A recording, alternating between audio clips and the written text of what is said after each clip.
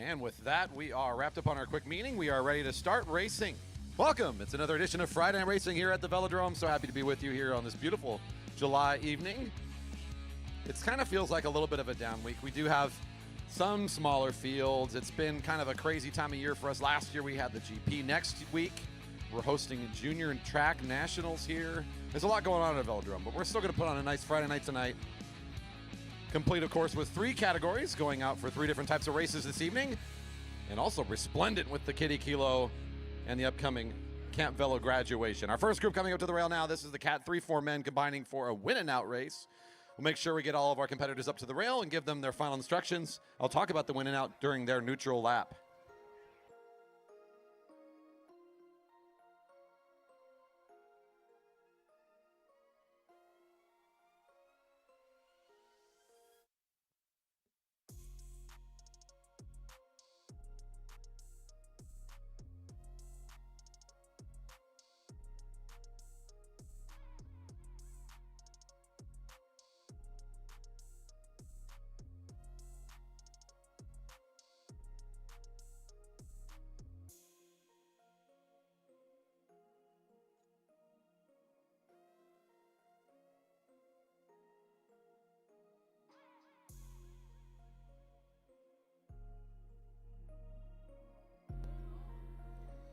And off we go into the neutral. Thank you for making the trip out to the Velodrome today. If you're here enjoying the scenery and the action in person, we thank you for joining us here at our beautiful facility. If you're out on YouTube tuning in and rewatching later, or of course if you're in our live audience especially, thank you for coming and joining us here on a Friday night. In our first race, we're going to be going for a win and out. This is a race in which it pays to take a risk early. You're going to get a bell. Well, after a couple laps have gone down, that bell will signify they're on a sprint to win it. The first rider across the line on that lap is done with the race in first place. They're going to exit while the rest of the race continues. We're going to do that again for second, third, and then the last lap will be fourth, fifth, and all the rest of the places. This is a fun one. It kind of mixes up the normal format for our riders. You got to take a gamble if you want to make it a short race and win it early. Our Cat 3-4 men are going to have 12 to go as they come through here. And racing's underway at the sound of the whistle. Bell at 10. That'll be signaling the sprint for first.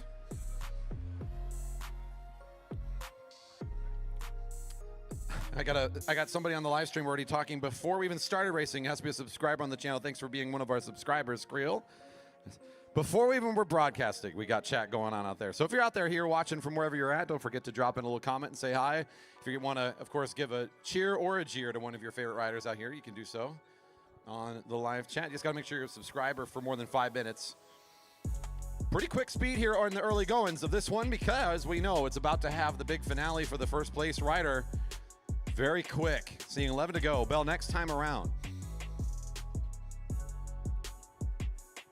There's at least a couple riders in here that I know would love to be all wrapped up after just a couple quick laps like this.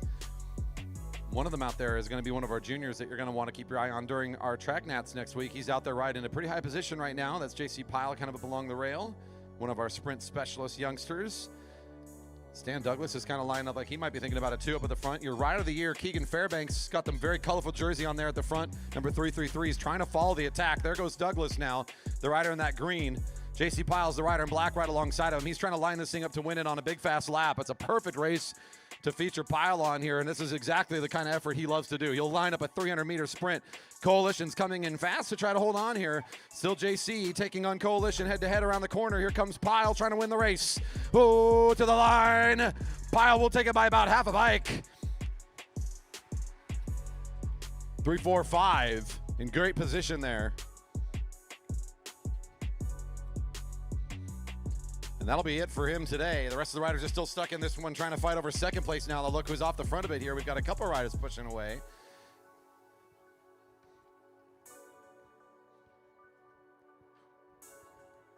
Next time we'll hear the bell. That'll be signaling the sprint for second.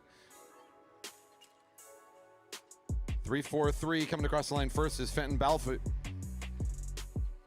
excuse me, a rider from Santa Cruz hometown. Electing to exit the race. Your rider from Dyna Racing still off the front though. It's a ways away. I think that might be Conrad Mayer that's been sitting off the front for a little bit here, if I'm not mistaken. Maybe Ritter, who's been dancing away from the field. Getting the bell now at 7 to go. Next time, second place across the line. Everybody waiting for somebody to make the next jump. It's going to come from another one of our riders from the Dyna Racing team. Now coming onto the back straight, looking pretty good here. Is there going to be a counter? That's going to be Conrad now coming off the front. Jordan Green, the rider in that very colorful jersey with the white helmet, making the counter attack here, trying to get on the rear wheel. Nice acceleration. That'll put him in exactly where he needs to be. And I don't see anybody else catching this one. This will be a good sprint for second. Jordan Green, number 306 in second. Couple interim laps. We'll get a bell again for the sprint for third as Green is given the go-ahead.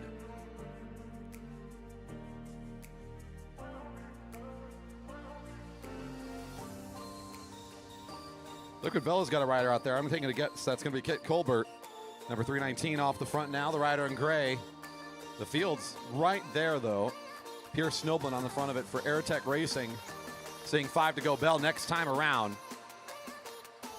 As Kit looks back to see the field's pretty close. He's staying in that sprinter's lane, trying to make it hard to catch. Here he comes up now to try to maybe reset himself. Snoblin, Fairbanks, everybody going up to the top here. Slowing it down.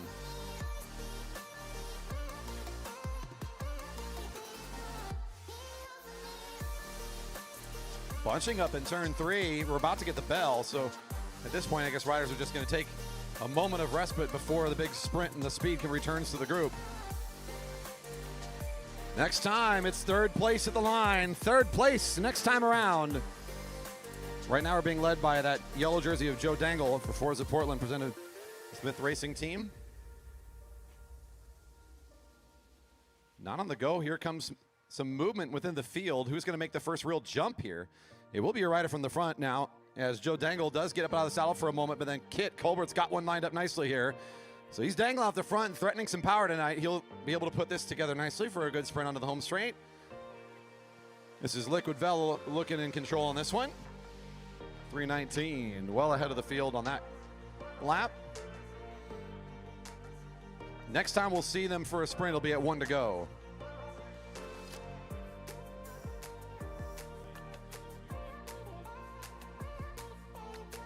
Oh, nice. A shout out on the live stream for, it sounds like we have a birthday tonight for Davis in the Kiddie Kilo. Turning 4 today. Oh, man. That's epic. We'll have to make sure we find Davis out there at some point. It's 2 to go. Bell next time will be for the final lap, 4th place, and all the rest of the positions. Keegan Fairbanks, Rider of the Year jersey, coming to the front there. Doesn't want to do too much work, but he's got a group of 4 that'll keep it fast. He'll jump back on the wheel as Snoblin takes over the front again.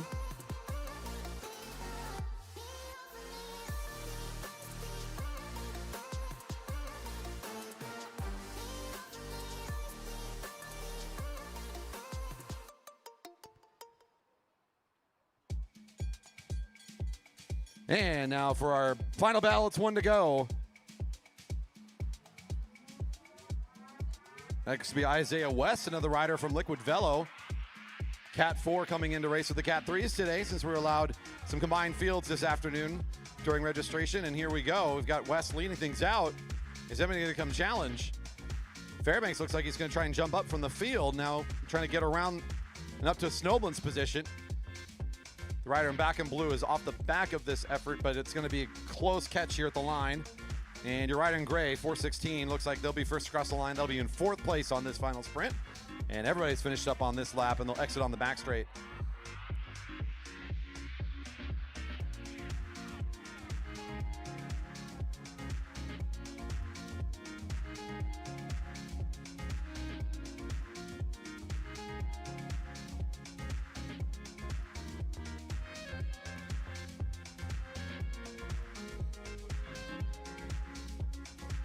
Colbert getting a call out tonight. Looks like Baker's tuning in to say nicely done. Newly glued disc looks fast too. Very nice. Good equipment tonight on a Friday night. Are we cleared and ready? It looks like we are. Let's bring up the open women for their win and out to the rail, please. Open women to the rail for their win and out.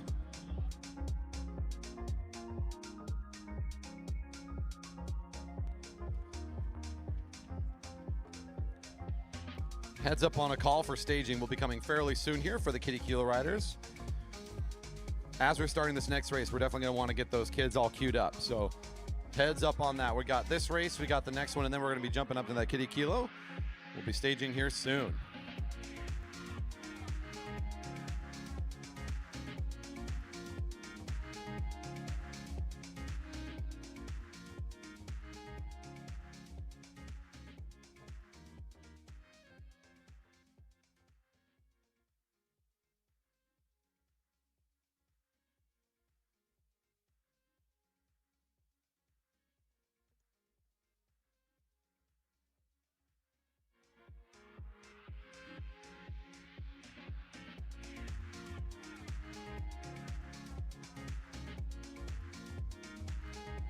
So another win out, same exact rules, same number of laps for open women tonight.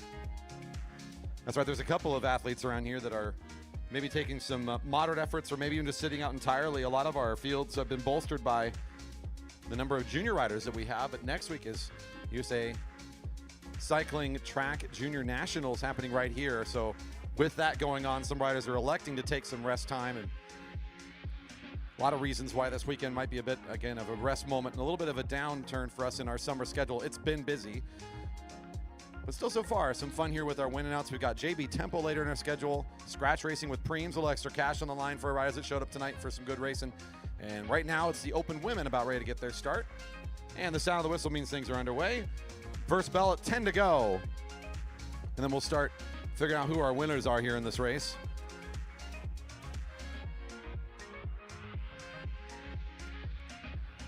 Lexi Snover returning for more track racing, showed up for the first time I've seen her at the track.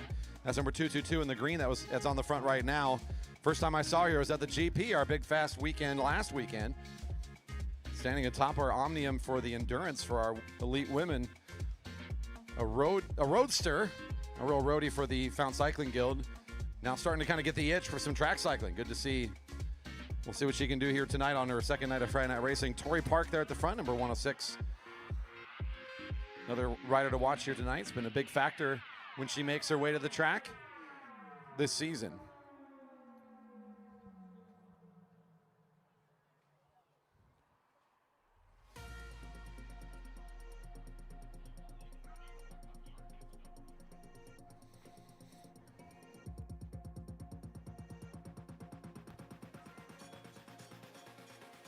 And there's your first bell. Winner on this lap is the winner of the race, and there goes, no surprise, Lexi Snover. We saw incredible power from her.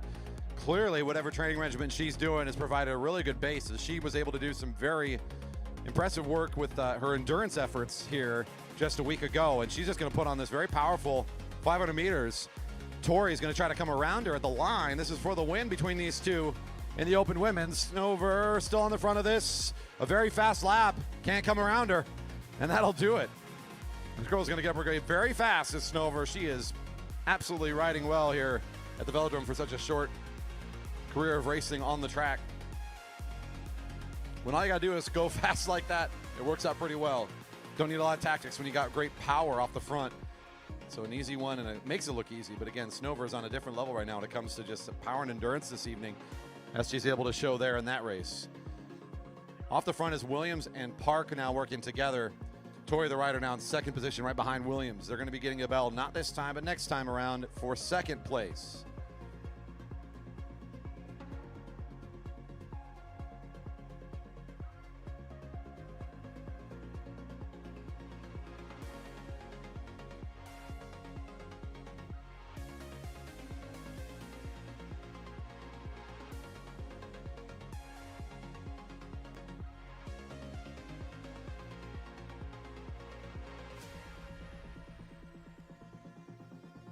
Two riders still off the front, Williams and Park. We got a group of three. It looks like one of the riders of the Breakfast Racing Team, Henrietta Watts, is on the front for the chasing group behind the leaders. Too far away to get, I think, onto this sprint. At 7 to go, we are going to get the bell. The next rider across the line at the front of the lap will be in second place here this evening. And Park was ready to launch a good one here on the back straight. Takes over in front of Williams, who will just sit up and allow a moment of rest here ahead of the sprint for third coming up in a couple laps. Tori's got this one well wrapped up at this point.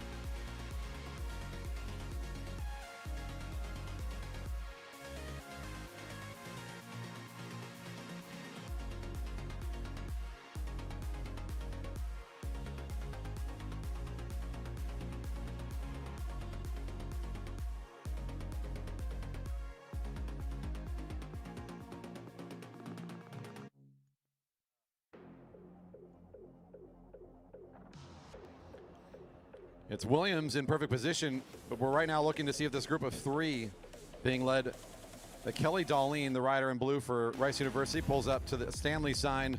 There's Henrietta Watts. They're seeing if they can get a little closer to Williams before the bell for third.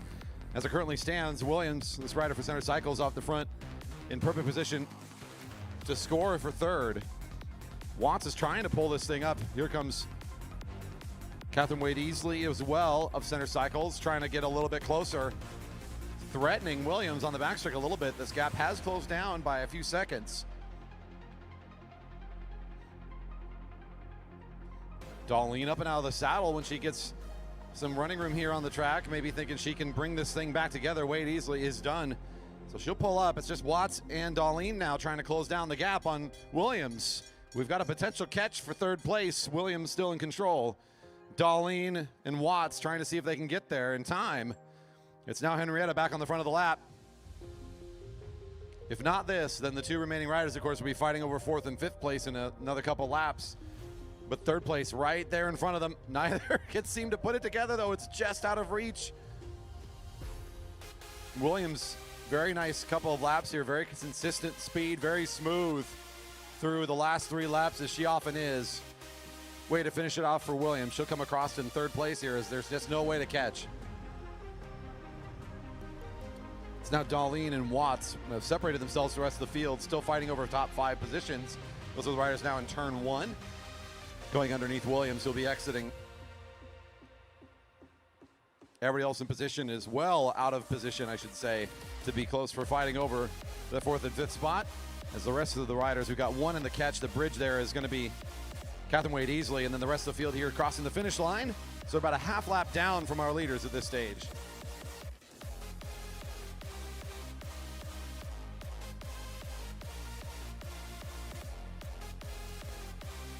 Next time around, your final bell. Darlene on the lead of the lap.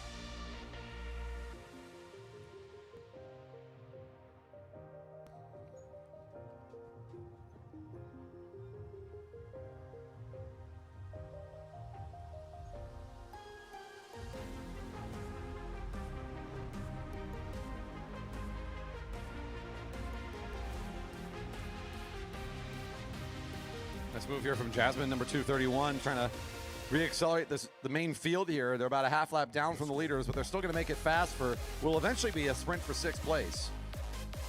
Your leaders kind of know they're in a match sprint situation right now, so they're starting to get a little bit more greedy. Watts moving up, higher position, trying to make this look a little bit more like a match sprint as they come into turn one.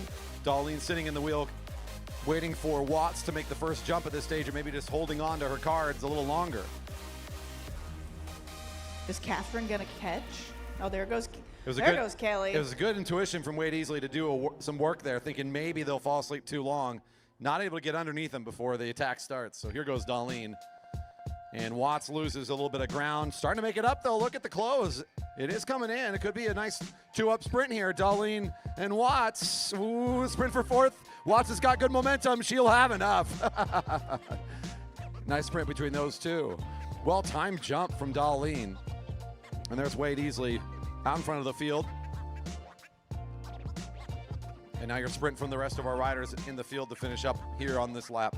The win and out for the open women, just about wrapped up on deck, about ready to come out onto the track. The Cat 1-2 men for their win and out, followed by the Kiddie Kilo. Those riders should be all getting queued up and ready to go now. So if you are a Kiddie Kilo rider, you can head back in the direction that you registered.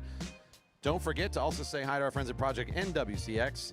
The barriers that are over there, you can go check those out, ask questions about their cool race program they've got going on, focused on young girls and transgender youth looking for a home to start racing and competing in the Seattle area. Come check them out. They're going to be over there, of course, right as you get lined up, and there as you exit as well from racing tonight.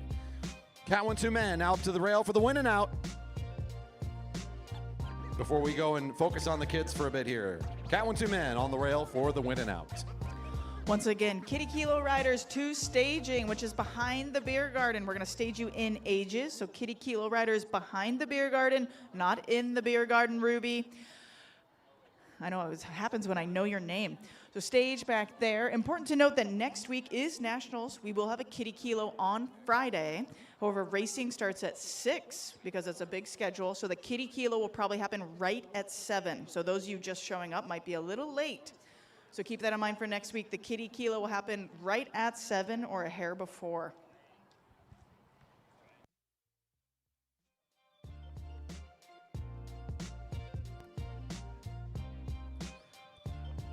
Good reminders there about our early starts for our programs next week. 6 p.m. start for your regular Friday night. It's a very different looking program next week as we're going to be hosting 4 days straight of the juniors competing here at the track. On the opposite side of the track from us right now in the neutral, our Cat 1-2 men for a win and out. Our smallest field, I think, of the season, potentially. So again, a little bit on a low numbers night for us here at the Velodrome. We've had great fields all year long, even going back to preseason. It's been really nice on attendance on both sides of the rail this year. But this group will make it fun and fast, I'm sure, as we're getting lined up for this win and up. There's the sound of the whistle, and racing's underway. Look for the bell again at 10 to go for first place. Number 6, Nolan Adams will get things started, and a return for your rider of the year. Number 7, Merritt Gallagher taking over the front for the first time in a few weeks here. Taking off the GP weekend and trying to preserve some efforts and try to time getting ready for Nationals next week. He's a junior competitor, so our 18 and under riders that are eligible for Nationals competition, and he knows that tonight's going to be fun, it's going to be fast, but it's not about this week, and it really wasn't even about the GP for him last week. It's about medaling next week for a lot of these young riders. What makes him different is number 7 also made a showing at Elite Track Nationals back 3 weeks ago and had some great results for himself there as well. So I think this is a good opportunity for him to start ramping up in preparation as he takes a week or two away. Josh Sherfy, in Gallagher's absence, has been a new upstart and a very strong force here. Upgrading from the Cat 3s, this rider off the front, we knew he was strong last year. Took a little bit of time to get him back here, and this year he's putting on a huge attack, and the field has absolutely no response to that acceleration as he gets a lot of running room at 10 to go. Gallagher's thinking of maybe trying to close this down. That's a long ways to go as Sherfy's faster than you might think. He has pulled away so quickly. Coming onto the back straight, there is no catching him at this stage. He is well into his attack, and there was no response fast enough. Sherfy, well played. Continuing on his impressive run here in 2024, showing up recently in the Cat 3s again. We knew he was fast last season. Putting in a nice showing here tonight.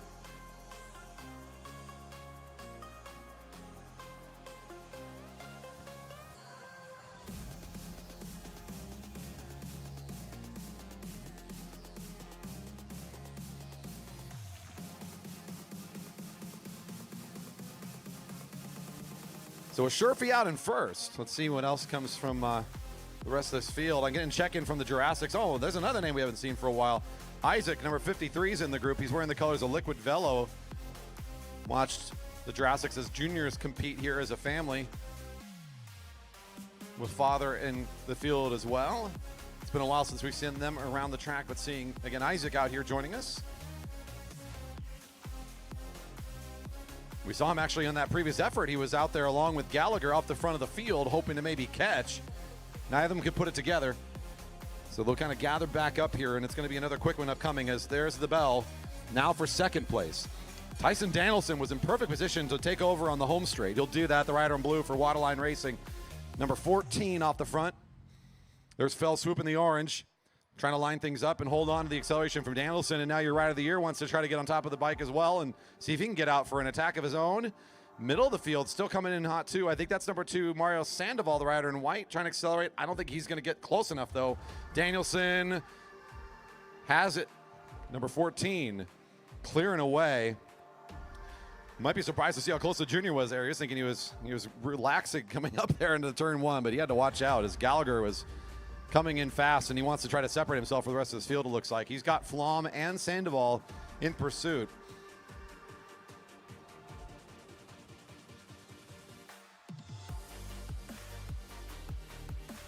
And at 5 to go, your rider of the year now in position to just kind of roll this thing, see what he can get done off the front. There's Jurassic, number 53, pulling up Andy Lynch, number 11 for Coalition Cycling. Eugenio Fuentes, the rider in yellow, also in that effort to kind of bring things back together again. And now it's just a little separation in the field. It's kind of in two pieces, but it looks like they will come all back together under turn 3 as we'll get ourselves all in one place one more time. Gallagher still just off the front at 4 to go. Tough spot to be in to try to get out in third, but he's going to do it, trying to run it, just go for the full out speed here. Sandoval, though, I think he's got him locked in right now. Gallo's looking between the legs, trying to get an idea of the closing speed here, and it's going to be too much into turn 3. Here comes Sandoval catching. Sandoval should have it. Number 2 in good spot there. In a rare moment here in 2024, seeing Gallagher beat to the line, although he was off the front for a good solid couple laps there, and then also tried to launch a 400-meter sprint from the front. That's a lot of work to do, but instead we'll be celebrating on this lap Sandoval getting out in 3rd place. Next time we're here at Bell, it'll be 1 to go and all the positions settled out here. Lynch, number 11 for Coalition Cycling, and the teal and the white off the front. He was following in the wheels of Sandoval there, and as Sandoval gets out, he finds himself all alone off the front. Here's Jurassic trying to make the bridge up to the front. Nolan Adams as well, number 6. Bringing number 30, that's Jamie Park of the Dyna Racing team. And the rest of the riders are kind of dangling behind the action at this stage as the race for 4th place is going to be down to these 4 riders. Look out for Nolan Adams here. He hasn't had to be out the front very much, and he follows the wheel of Park all the way up here. He might have the fastest finish of these 4 now. Park might also be a feature here.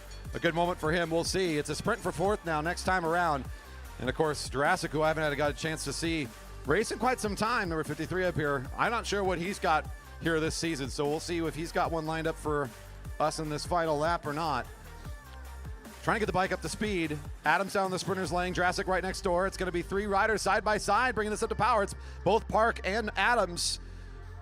And I think with Park having to do the work to do the catch, Adams has got a little bit more there in the tank. Can he finish it? It's going to be Adams versus Park to the line. I think Adams is going to be able to take this one for 4th place across the line on this final lap.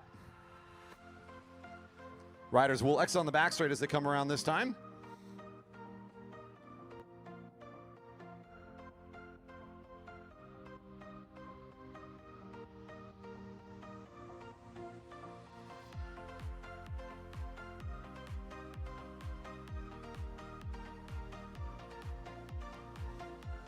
And that was the last of our riders. I think we can open the gate and we're bringing out the kids. Kiddie Kilo riders, our first group, coming down to the line for their start.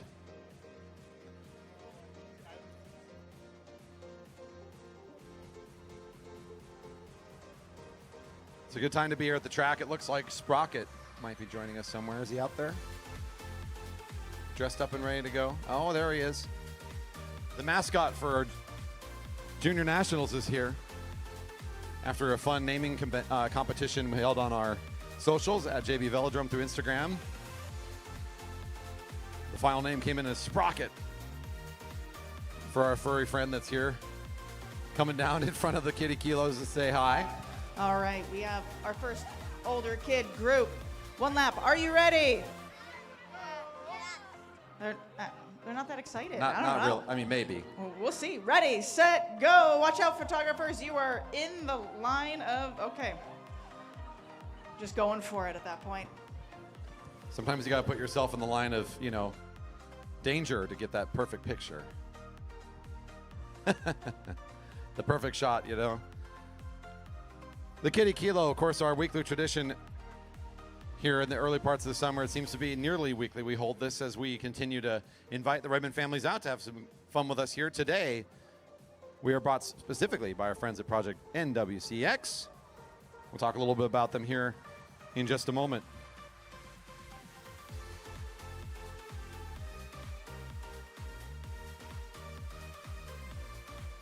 Project NWCX is a local cyclocross team focused on creating and encouraging inclusive space for girls and transgender youth to learn about and race in cyclocross.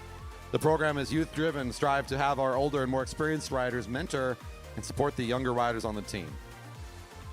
You may have heard of MSG and Cross Revolution, Seattle area's 2 premier cyclocross race series. They run on alternating weekends through the fall and host races at some of region's most iconic cyclocross venues. the team is happy to offer free entry to new NWCX racers who want to try the sport into both MFG and Cross Revolution. Come say hi to them at the tent, and thank you for helping us with tonight's Kiddie Kilo.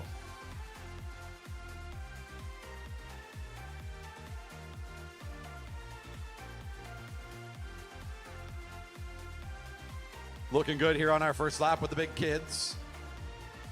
Into the grass, good first lap, nicely done. Important to remember, it's just one lap. I know you want to do more, but we have like 100 kids. So just one lap, push all the way into the grass and stay there and cheer on your friends.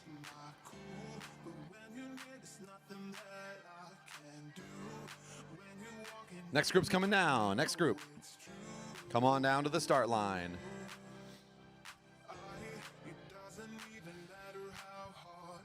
Tacos, ice cream, beverage garden still open here tonight. We've got more racing up after the kids. Once we get through our Camp Velo graduation, we're going to be coming back with JB tempo races and scratch races with preems. It's not going to be a super long night tonight, but it's going to be a fun one. Stick around for some more. We've got your dinner covered. We got your evening treats covered. And if you're out there on YouTube, hopefully you've, popped some popcorn. You got the beverage ready. You're enjoying your evening. All right, I got this next group, and they look ready. Are you ready? Here we go. One whole lap. Ready, set, go! Head down to that flat section. Don't run into the juniors or Sprocket. This is a speedy looking group. They're all doing great.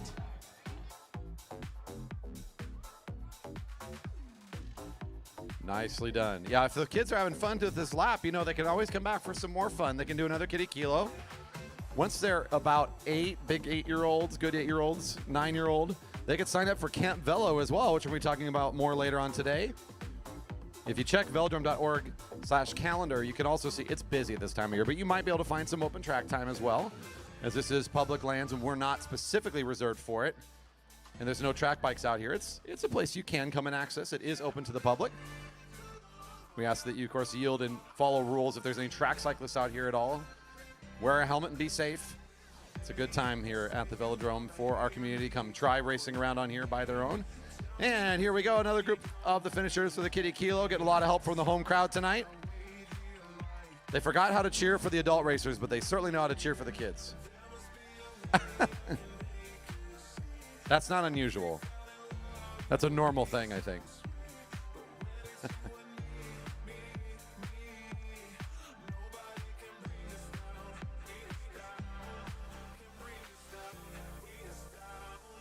All those kids that have already finished, feel free to snap a picture with Sprocket. They're walking around. Remember, Sprocket is our mascot for nationals. So feel free to take a picture with Sprocket. Is there going to be some way to take home Sprocket with you besides the picture? There is. I'll talk about it in a second. We're getting this next group though. Wait, for real? You can buy a Sprocket? Oh my gosh. I need to know more. Next group's coming down to the line now.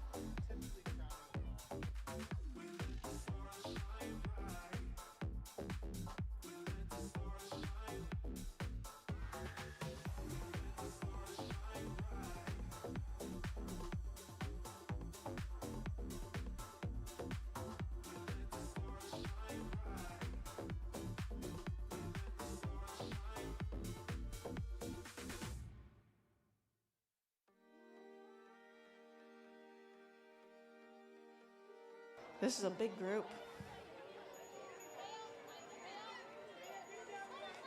All righty. Okay, I think we got everybody. This group, are you ready? Yeah! They are ready. Here we go. One whole lap. Ready, set, go!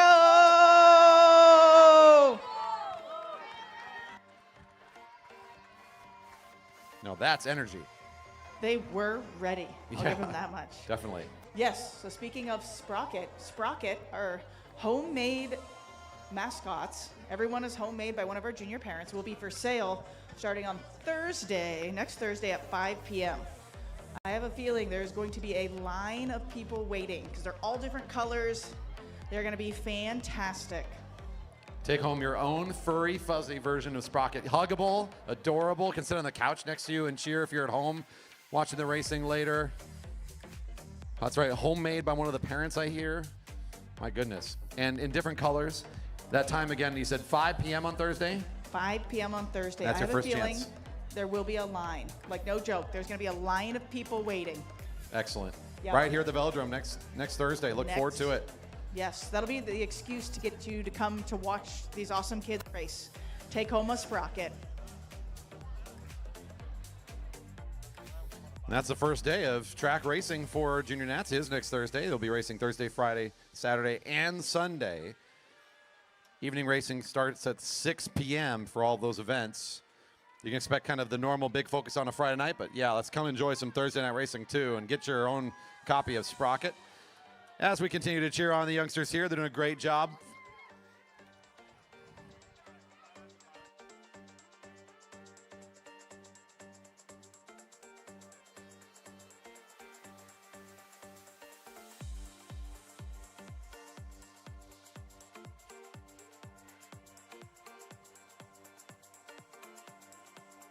Remember, just one lap, please. I know, we got these people sneaking out the back, doing extra laps. Remember, sneak a photo of Sprocket. If you're out here, feel free to tag us on Instagram or at JB Velodrome. If it's more than a lap, I think it requires a USA Cycling bike license or racing license, doesn't it? They keep getting laps. I mean, that's kind of expensive. 1 week, because I rewatched all the stuff. We count how many kids are here. I watched the same kid line up 3 different times and just keep doing laps. It was fabulous. Just keep on getting the laps That's in. a value hunter right there. They're going to be doing the e-shop stuff at the grocery store, you know, getting penny pinching. All good. Look at this. We got a huge pack coming out of corner 4, though. My goodness. Let's make sure we start cheering them on here. Look at this whole group. Keep it going. Nice work. Oh, we have some parents running some laps as well. It's a long lap. There we go. Keep it going. It looks like we have maybe one more group of pedal bikes. Maybe? One more.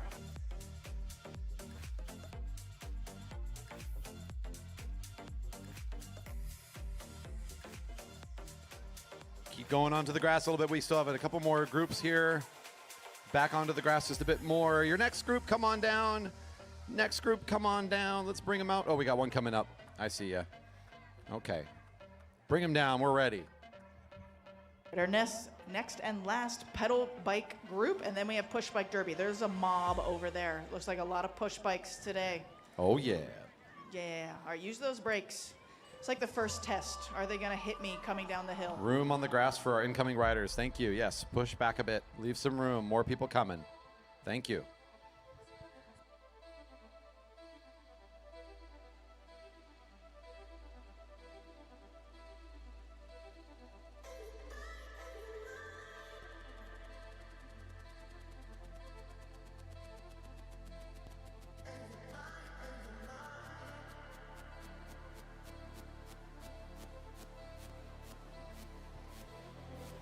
Calling for a youth Bisum.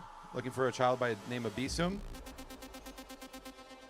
Looks like your mom and dad might be looking for you in here in the building. We got you. All righty. I have our last pedal bike group. Are you ready? Yeah! They are ready. Ready, set, go! One whole lap. Watch out. Oh, I like the push up here. Get them going. That was another very energetic group. The younger kids are more excited about this. Yeah, that's true. Well, the older kids are too, but they're focused and they want to go fast. It's a different energy level. All right, one whole lap. People here in the back, let's kind of speed up. Go, go, go.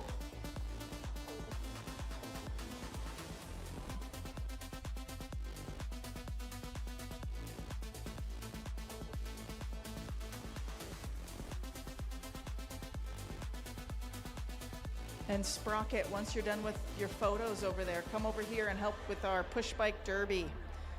I know you're a celebrity, so Sprocket, once you're done with photos, wander on over.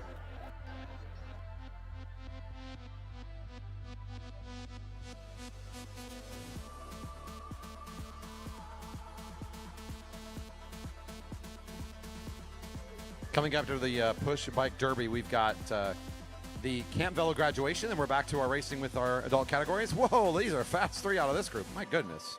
Woo-hoo. Nice work. Into the grass. Nice job.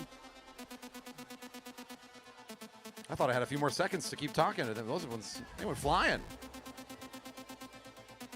When are we going to start with the Kiddie Kilo record books for the fastest lap? You know, when's that going to start? First need to set like maximum amount of kids. Right. It's a lot. Definitely. All right, these kids are moving. Once again, you have to stay on the grass. We have our derby coming up. Push bike derby will be coming up. Just doing the straightaway. Oh, look at all these parent running the lap. Yes, this is 400 meters, the length of a running track. It's a long lap. Kudos to the runners.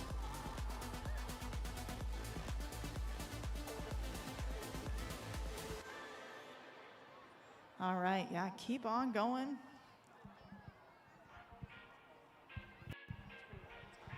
Amara, we've all been wondering on the infield all year with all these parents running, when is there going to be a parent one-lap foot race? I mean, it's not a bad idea. Just line them all up, say ready, set, go. I think that might work, but we might need to like triple our medical services for the knees and the hips that get blown out. Someone would pull something, right? I would pull something running a lap. All right. Hey, Sprocket, I need you over here. Sprocket, come on over.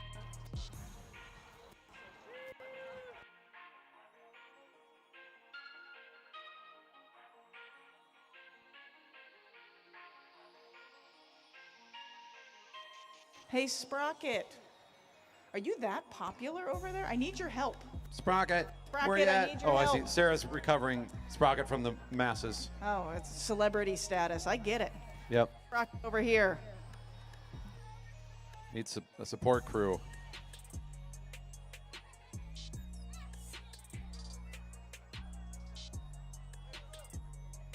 All right, folks, we need the straightaway clear, though, because we are having our push bikers. So leave the straightaway clear. All right, thank you, Exit traffic parents. can be kind of a trouble right now. We need you to clear that space quickly. You can jump the railing if you need to. Thank you. All right, let's get our push bike. Yep. Down. And get up. Just out of range.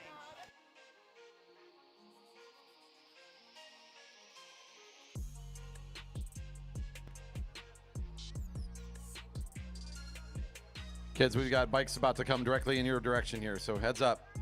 The home straight's going to get busy here.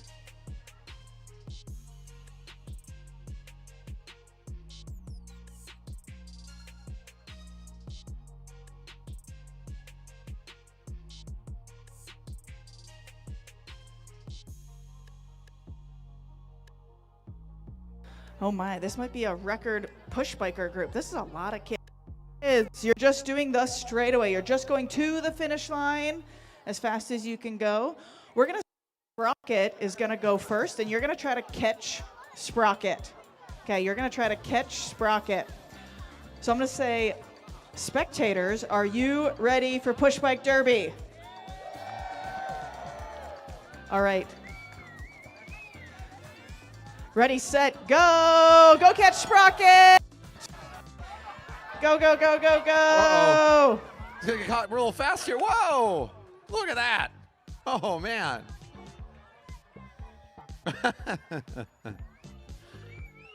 With the biggest smile in the whole field, too. Nice recovery, nice recovery. That is going on a resume. I caught Sprocket. Racing resume right there. All right, let's get everyone to the finish line, and then we'll get everyone out somehow. The Derby's coming through. We're almost there. Nice job, everybody. I know it's so much. Nice job. High fives and smiles all around. Stickers on your way out here in just a bit. We'll make sure we celebrate everybody and say thank you for coming. Here we go. We got just a few more speedsters coming down the home straight. All right, I think we are nearly there. So Kiddie Kilo riders, we are now going to exit. You can go back out the main gate. You can just jump the railing up at the finish line. So at this point, let's get everybody out of the track. So through the main gate or just jump the rail right there in the home stretch. Make sure you get your Kiddie Kilo sticker. Go get some ice cream. But thank you so much. This was fantastic. Thank you, everybody. Can we give a round of applause for all of our Kiddie Kilo racers? Woo! Time to exit nearest place. Time to go. Find the place around the rail and move. Bring the child with you and jump somewhere over the fence if you want to. Oh, look at that. Right at the corner one. I love that move. That's aggressive. We have Kiddie Kilo finisher stickers up at the tent where you signed in. So go and head over there. There isn't a line at the gate right now. Just come on over. Up next is going to be our camp graduation. They're already ready. So we'll get them started as soon as the track is clear. Time to exit from the infield. All parents and all kids. I know. It's so fun in there, isn't it?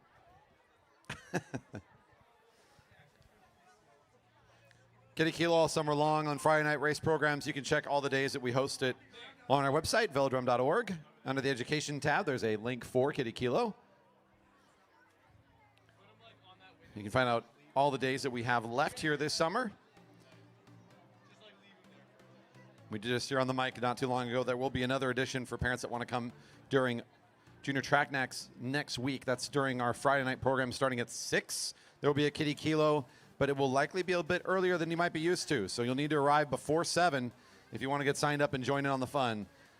Next week's Kiddie Kilo, expected to be a bit earlier at about 7 o'clock. You'll need to arrive before then to get signed up and ready if you want to join in on the fun. Kiddie Kilo next week during Junior Nats on Friday. Expected to be a bit earlier.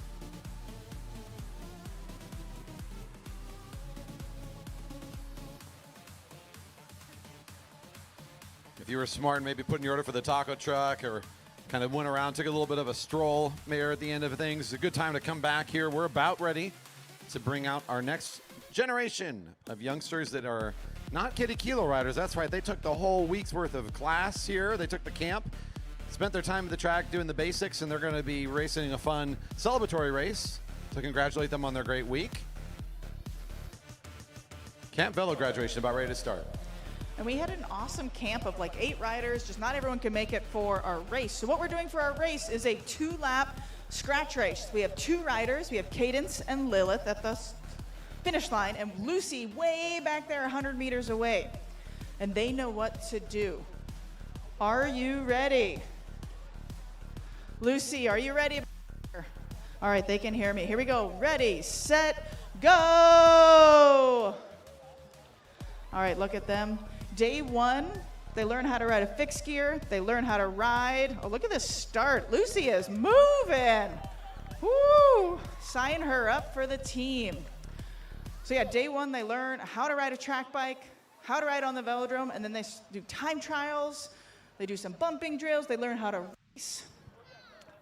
All right, we have Cadence on the front, looking around. Then we have Lilith and Lucy. They're gonna be coming around, getting the bell, and we need to cheer them on. These are the kids that are going to be, they're going to transition from being the Kiddie Kilo riders we saw. They're going to be regular racers after this. Welcome to the community. That's right. We're cheering for the youngsters. One to go. So Cadence on the front. Lucy makes the catch to one of our riders. Trying to catch up to one more. Our bigger kid here from the week. Ooh, going to make the catch on the back straight. Oh, there she goes. Lucy to the front.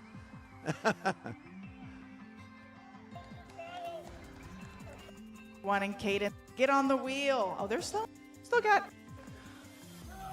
I know it's a long lap. It's going to come down to a sprint here. Uh-oh. There we go. Look Lucy's pulling away big time, though. Everyone's out of the saddle. There we go. Let's give Lucy a big cheer. She had the 100-meter deficit. Nice work, Lucy, all the way to the line. Nice Here race. comes the big sprint for second and third. Oh, Straight lines. Woo! All right, they're going to exit on the back, and we'll get them out short. All right, I guess Cat 3-4 is to the rail. We'll get them off.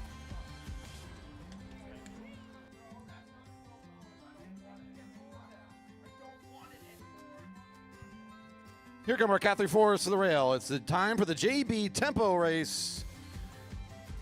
Congrats to our Camp Velo graduates once again, and thanks for joining us here on this Friday night, for hanging out through the evening, and of course all week long for registering for our camp. We hope you and the kids had a great time. Our families that are joining us as well, thank you for being a part of the velodrome community. We hope that you can continue to be part of the junior race program on Monday nights, where our young riders can get a lot more experience.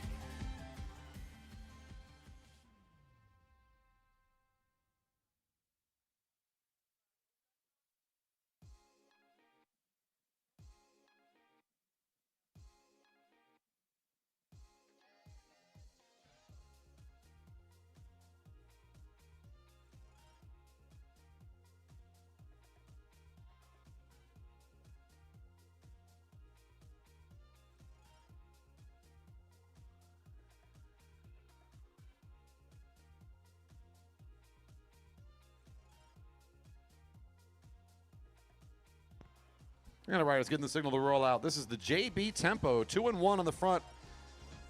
First rider gets 2, second rider gets 1.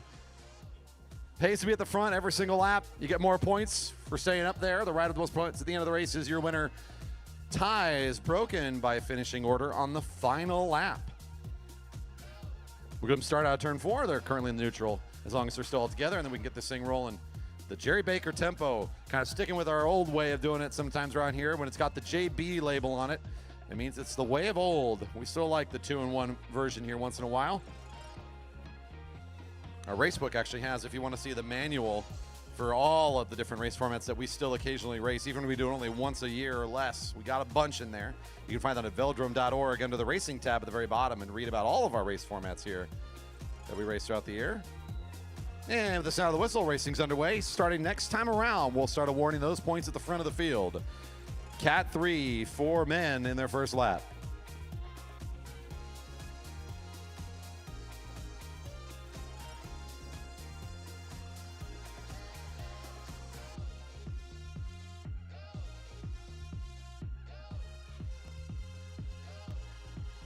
A lot of pink at the front right now as Dyna Racing's trying to lead this one out. 2 riders in good position. Here comes Fairbanks on the far outside edge. Ooh. Decided to not check that tap. Ooh, I think it's barely on Mayer's side.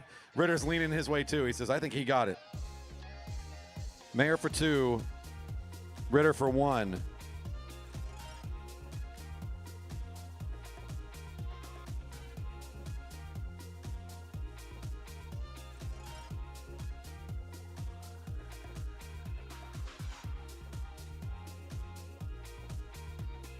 Here comes Fairbanks up now to get some points. 2 for Fairbanks, 1 for Ritter again. That's going to be 3 riders in a tie now.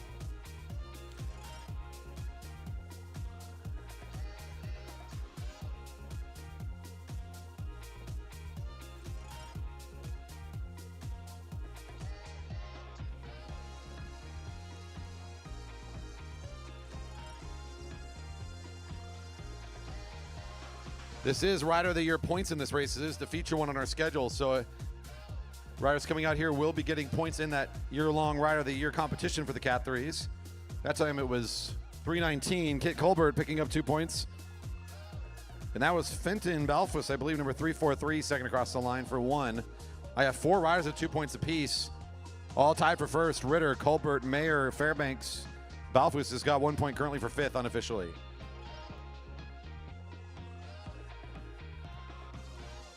Pace to be at the front every single lap. It's grueling. It's a lot of work. 343 will do it again. This time for 2 points for Fenton, 1 for Kit. That puts them in a tie at the top with 3 points apiece. I've got 3 riders with 2, Ritter, Mayer, and Fairbanks in the unofficial points. Start it up.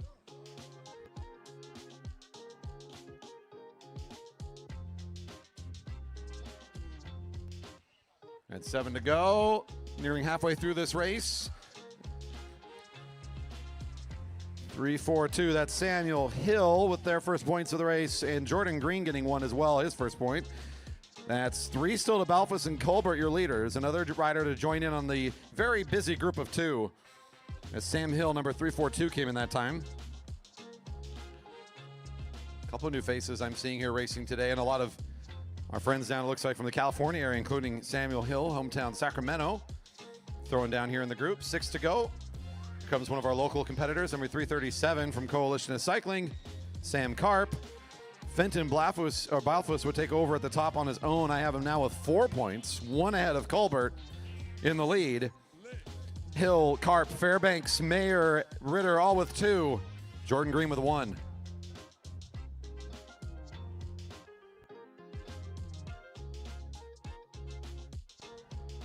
Fairbanks coming up to the front now, wants to get back into the lead of this race. 2 for Fairbanks, 1 for Balfus. Balfus will hold into the lead with 5. Fairbanks jumps up into second with 4. Colbert in third with 3. Several riders still with 2. Jordan Green with 1. Everybody else looking for their first points of the race. Your Rider of the Year makes an important sprint there to try to stay in the top 3 of this one, as these points are part of the Rider of the Year competition throughout the year. He wants to keep that beautiful jersey on from Vi 13 Custom Apparel. Karp and Conrad Mayer. Mayer for 1 this time. That's Sam Karp picking up 2. Another rider with 4 points now as Karp and Fairbanks find themselves in a tie for second, with Colbert pushed back into 4th place in a tie with Mayer, both with 3 points. Seeing 3 to go.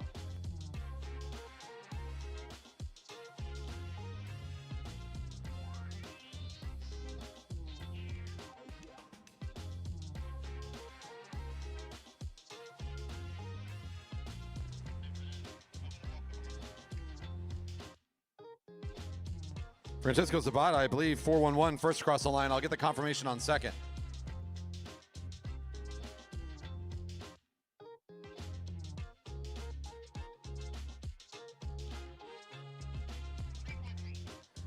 And that puts Balfus, after that last sprint, getting 1 point in that tight one there.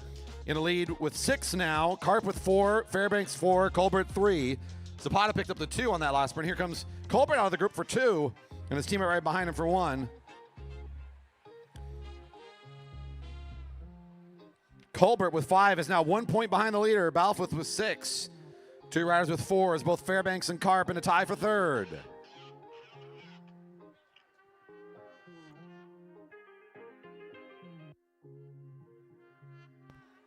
Field be seeing 1 to go here. Still 2 and 1 in the front of the lap. All the way to the end of the race. Balfus and Fairbanks in a fight. And your Rider of the Year picks up 2. Balfus for 1. Balfus still in the lead by 1 point. Balfus in second, or excuse me, Fairbanks in second with 6.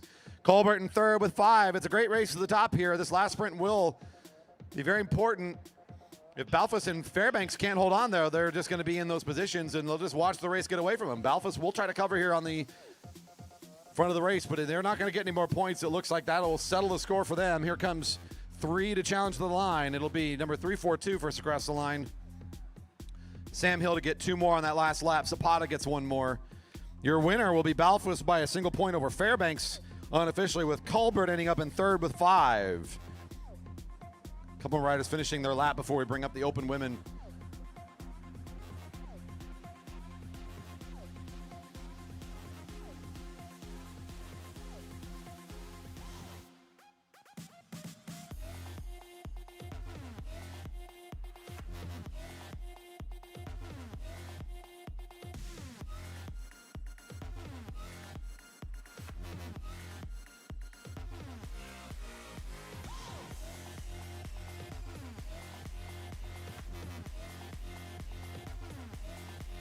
Next group coming up to the rail, open women for the JB Tempo.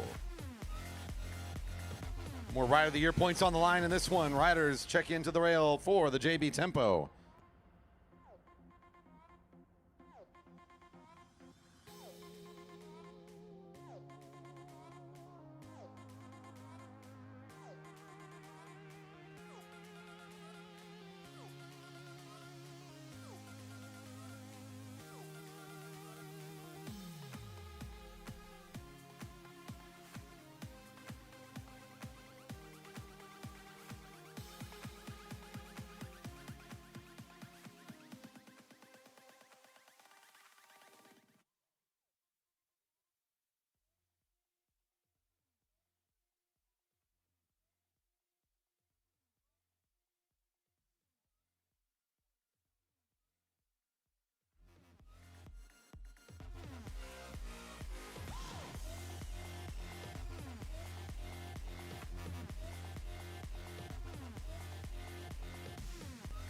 Your next group now into the neutral, the open women, taking on the same race we just saw. We got ourselves a JB Tempo. 2 points to the first rider across the line every lap. 1 point to the second rider every lap, including the final. Tires broken based on finishing order and position at the end of the race. We got another set of races to follow here after the JB Tempo's all wrapped up. We've got some longer scratch races with some intermittent preems as well. That'll be our final set of races tonight. What will end up being a fairly quick evening of Friday night racing.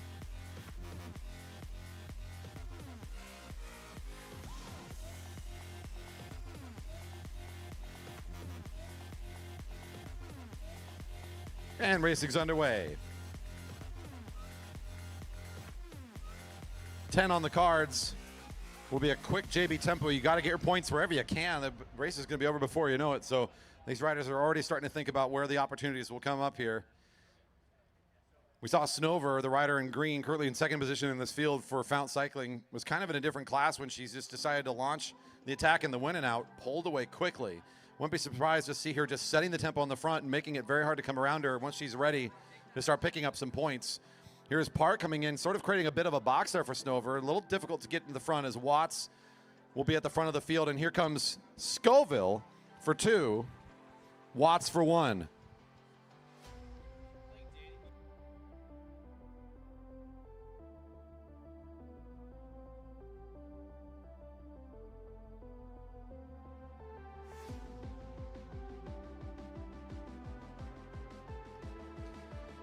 The early leader, the Rider of the Year, Scoville makes a nice speedy finish there to pick up 2 points. Watts for 1 for the Breakfast Racing team. Here's now Snover doing what she does from the front. Good luck coming around her at this point. She might be able to pick up a couple like these in a row. Annette Williams gets 1 right behind her. Snover's going to go at least for a couple laps like this. And like she's done to this field time and time again, kaboom.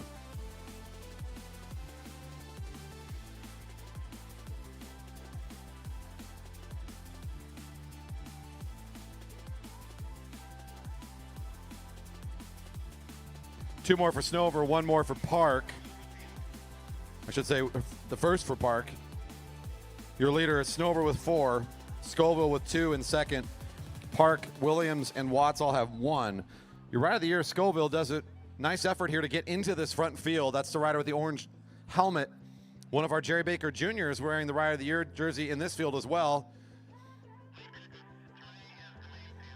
Just making it into this group at the speed that Snover's going, already tough. Snover will pick up 2 more. Scoville finds a very valuable single point there.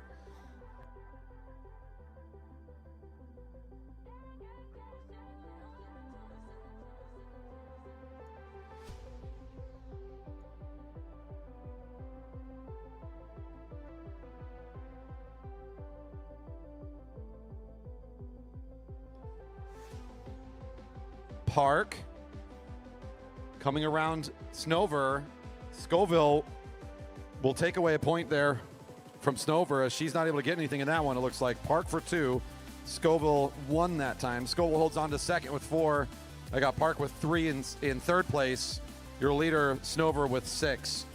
The bridging efforts right now, there's not really anybody closing down on these front 3 as they're just so much faster at this point of the race and very consistent tempo so far. They're gaining ground, so there's really, I mean, the next closest race group we have a group of 4 on the back straight. They are starting to come together and maybe unite to start working on this group, but at the tempo they're going, it's going to be a tough one to beat. Park for 2, Snover for 1. Your leader gains up to 7 now. Park jumps over Scoville for second with 5. Scoville now in third with 4. That was a long way of saying we've got racers all over the track here, but at this stage and at the tempo these 3 are racing at, there's only 2 points, or 2 positions on the points, I should say.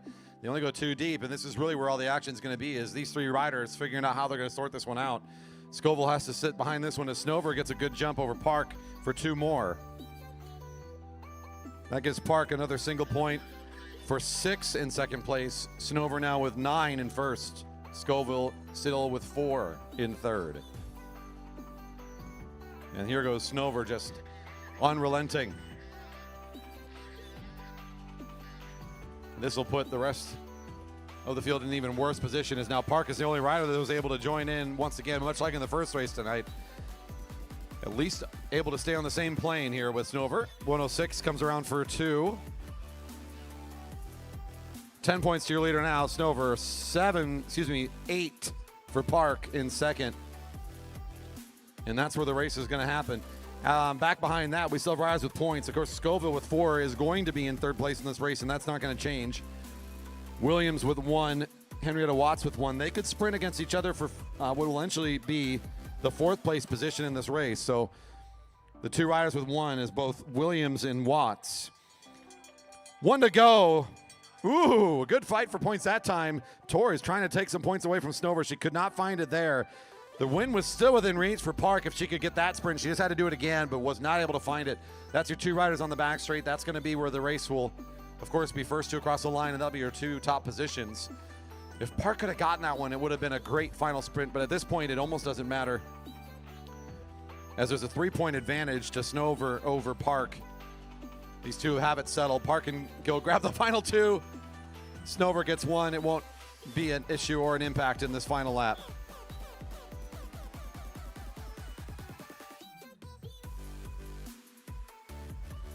Next group on the track is going to be our finishers coming out of turn 3 here is Scoville. We saw her with those leaders for quite some time. She'll end up in 3rd place overall tonight. The riders here with orange and the Rider of the Year jersey. And then our next finishers now just coming on the home straight. Again, the sprint between Watts and Williams. Watts gets a good run at it, and that will be a tie break for what will be 4th and 5th place. Riders will exit on the back straight from the open women JB Tempo. Coming up now, Cat 1-2 men to the rail for the JB Tempo. Cat 1-2 men to the rail for the JB Tempo.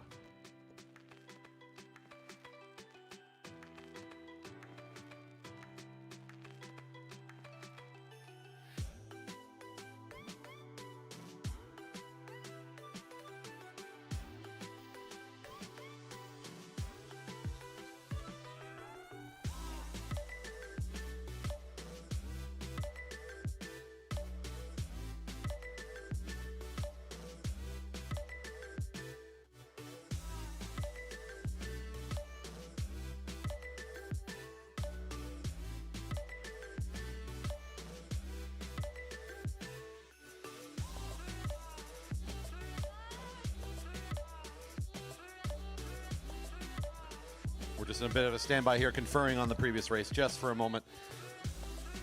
Our friends in the taco truck are still here tonight to serve your needs. If you want to take the food on your way out of the park, they've got dinner covered for you. Tacos, burritos, the most beautiful taco salad you've seen out of a food truck. I'm telling you, it's amazing. Great food over there. Of course, we got our ice cream truck still pull up over here. Cold, delectable treats. Beverage Garden's got Post Hoc Brewing and Locust Cider as our 2024 beverage sponsors here once again, as well as our beautiful reusable cups from Stanley PMI, our friends in Seattle that are helping make us a bit more sustainable as we get to use those reusable cups week after week. If you're still out in the live stream enjoying the show, you must think it's pretty good. Don't forget, if you have not subscribed, you want to do that so you can jump in the live chat as well. Hit that thumbs up button. Help us. We're trying to hit 5,000 subscribers before we get to the end of Junior Track Nats next week. We got a ways to go. You're going to have to help us big time. If you have not shared this stream, if you've not done your due diligence, get on there and let's get it happening. If you're here in the park, don't forget you can pick up the stream and help us with our mission by going to velodrome.org/live. We've got views from within the race on GoPros. We've got the action camera down there. We've got a great camera up here on the deck. Great views of racing. velodrome.org/live. Scroll down and find the live stream tonight.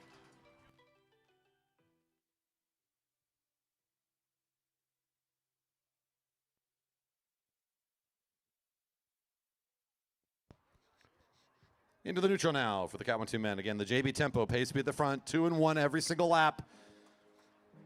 Finishing order on the final lap, our tiebreaker.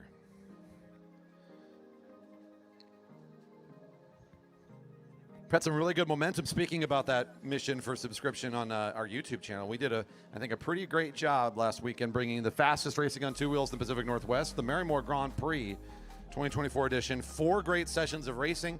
Some of the best finishes of our entire season going on just a week ago. You can re-watch all the great action on YouTube. So maybe that's what you need for the motivation to subscribe. Go check out the action from previous great race nights.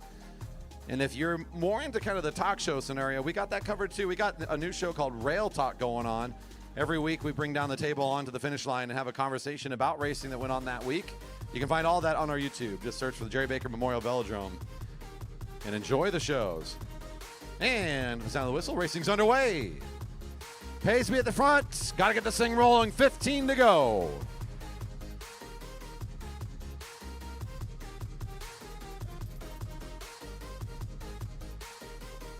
It's Jamie Park putting on an impressive first lap here. The rider for Dyna Racing in the pink. At the front of this group, he's got Tyson Danielson right behind him. Andy Lynch from Coalition Cycling all lined up. And there's Merritt Gallagher, who's going to pick up the first value points here on the race. Park, Danielson. It's going to be Danielson and Lynch, I believe, number 11, second across the line.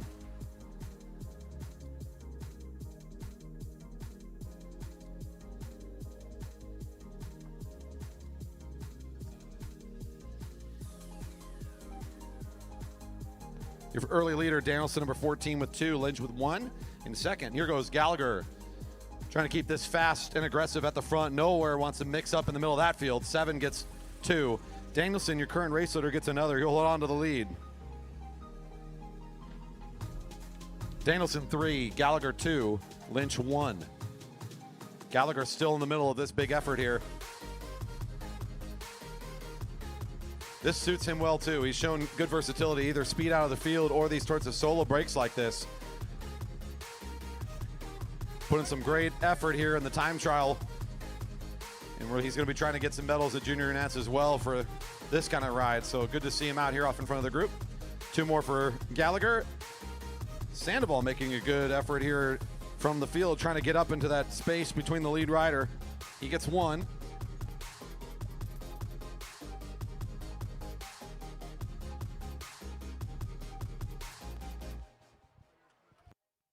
Still Gallagher in control. That's going to give him 6 now.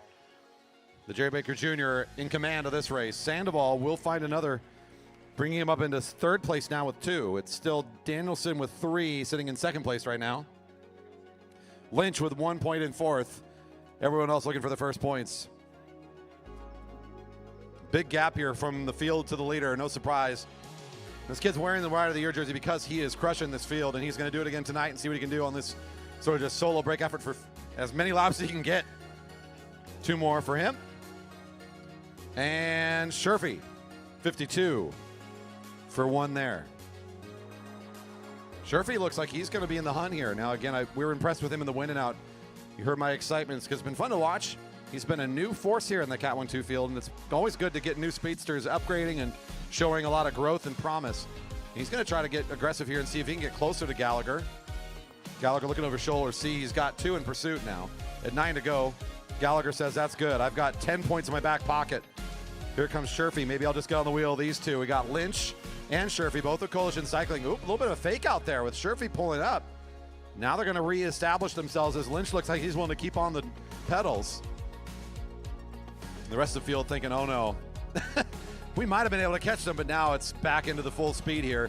And these 3 working together, this could be a good move. The savvy and experienced rider, Lynch, has always got some power behind him. Sherfy, again, showing up recently.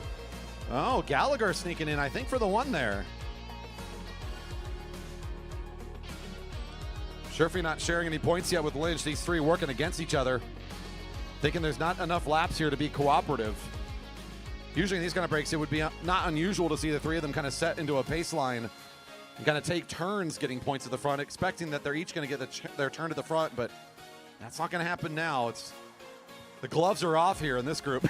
Gallagher says, yeah, gloves off. Here we go. 2 more. Sherfy for 1.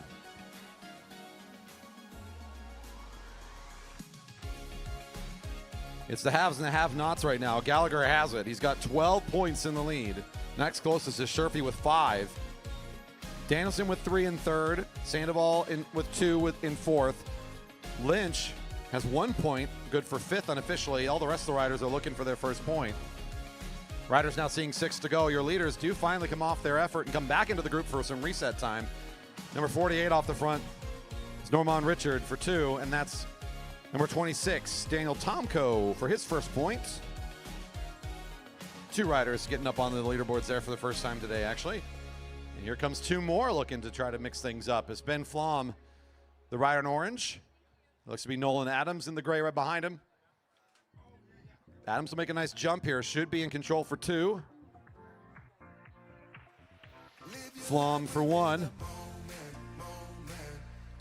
Now we're starting to spread the field out a little bit here. A lot of riders getting a few points. The race for 5th and 6th is going to be interesting. The race at the top, 1st and 2nd, pretty well established at this stage. Really, even going down to 3rd place, it's only Danielson that has 3 points right now, holding on to 3rd place. Sandoval, Adams, both with 2. Flom and Lynch with 1. Tomko with 1. Norman Richard with 2. So there's just a few points separating these riders. Nolan's going to try to separate himself a bit here. Number 6 gets 2 more. He'll take over at 3rd place. Danielson will join him. Both riders now with 4 points in a tie for 3rd. Jurassic, the rider in the gray, pulling away from the field. This will be his first points of the race tonight. Number 53 off the front with 3 to go. Gets 2. Looking back to see the field fighting over 1. I think that's Flom, number 10. Your leader is still Gallagher sitting in the field after all that effort off the front. He's got 12. It's still Sherfy in 2nd with 5. And as I'm reading the points, Gallagher says time to go again. He's going to try and catch Jurassic before the points, and he will be there in time. He brings with him, it looks like Carl Hafer of the Found Cycling Guild is trying to get in on the action as well. Gallagher for 2. He'll be up to 14. Hafer not quite able to get there in time as number 21 makes the catch too late. 53 will still get a point. That's Jurassic now with 3. Sherfy still in 2nd with 5, and it's still the rider with 4 points. Tyson Danielson and Nolan Adams in a tie for 3rd. It feels like 3rd place still pretty critical in this race. Still feels very open here. It's Jurassic on the front. Hafer right behind him. Here comes Gallagher. The field catching, and it will be a good move from Richard. He's got it. Norman Richard gets there in time for 2. Jurassic for 1. That puts Richard, Jurassic, Danielson, and Adams all tied with 4 points apiece. If any of them can get to the line, it'll guarantee that they're in 3rd place. Otherwise, it'll be a sprint between those 4 to break the tie at 3rd. Here comes Danielson trying to come around the outside of Sherfy. If he can get the 2 here, he might even be able to jump up into 2nd. As Sherfy's got 5, this will put him into 6 points. Danielson with a nice finishing lap there. We'll find 2 more. Good for 6. And that'll bump him up into second overall behind Gallagher, who separated himself by more than 10 quite a while ago. The rider from Waterline Racing with a nice final lap should end up in second for his efforts there. Nicely done. Riders will exit on the back straight as the race is all over. Scratch race with Preems coming to the line now for the Cat 3 4-man. This is our last trio of races tonight, folks. Hope you're enjoying the show. It's another beautiful evening. It's a short evening tonight. It's a little lighter on our program. As I was mentioning earlier, we had the anticipation that we would have more fields than we had on our schedule. So as a result, we get a nice early evening. We might even be able to say goodnight to all of our fans that showed up here before the night's over. That's always fun. 30 laps on the cards, Cat 3-4s. I have 2 cash preems from the deck. Real money in these envelopes right here. Your name's not yet on any of them. You have to win a lap. How much, he says. Should I make up the numbers and entice you? 5 and 20.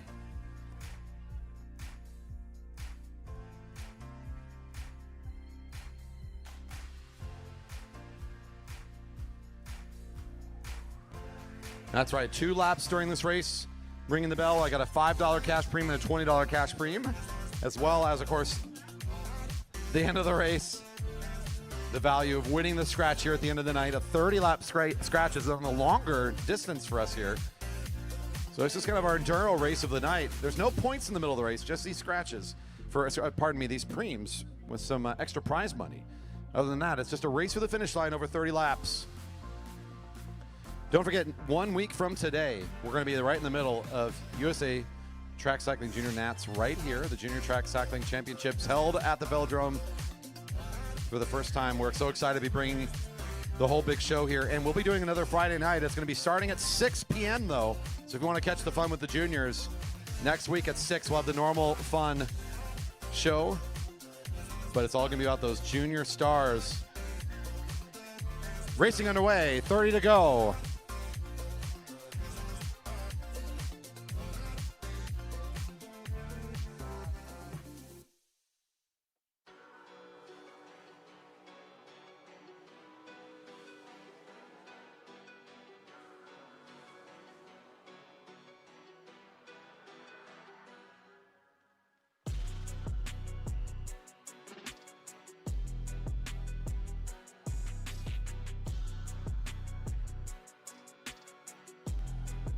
$5 to lead the lap. $5 to lead the lap.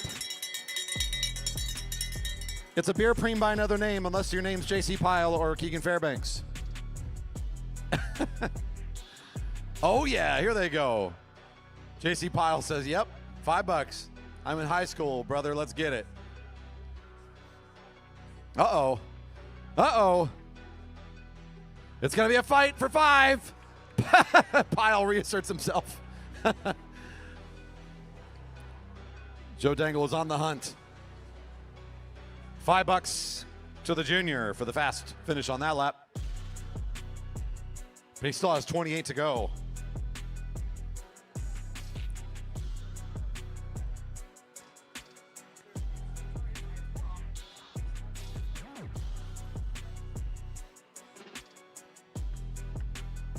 Adults, you too can become a part of the fun here. Many of our riders, they join the sport in their adult career life. They find the time, they're looking for something to do on the evenings to join an active community, and they come join one of our adult track classes on the weekends. We do them on Saturdays or Sundays, depending on when you sign up.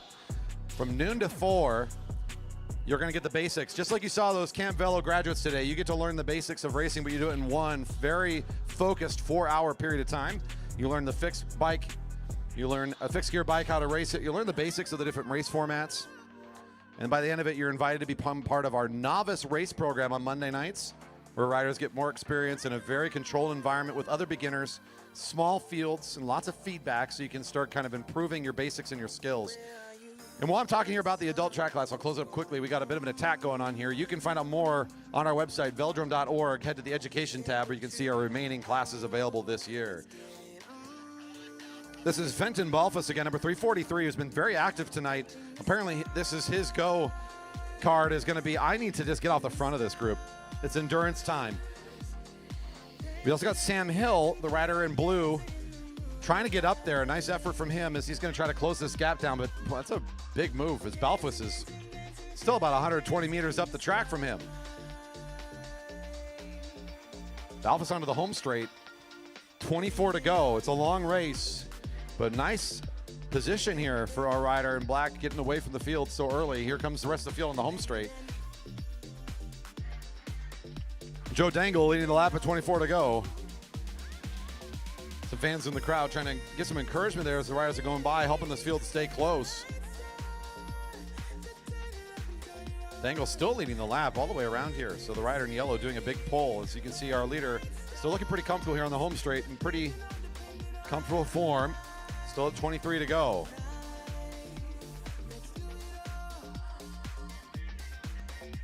Is this group going to put this together? They're letting them get away a little bit more.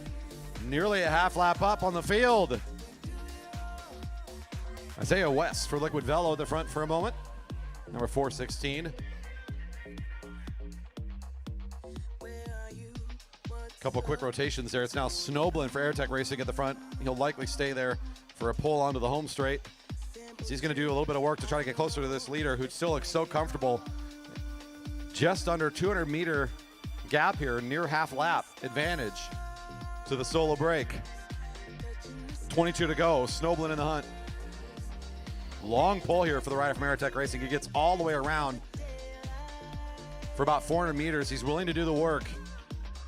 Is anyone else going to take over here? He's got Ritter right behind him. Likely going to pull up here in this corner. Ritter now in the front for Dyna Racing. Not quite at the same tempo. The group bunching up just a bit here. Are we going to still be in pursuit or not? Sam Hill thinking he needs to try to stay on the effort too. 21 to go. It's a tough scratch race here. Balfour's making this one tough on the field. Fairbanks will only take about 50 meters himself before pulling out of the way. He's got those junior gears out there in this field.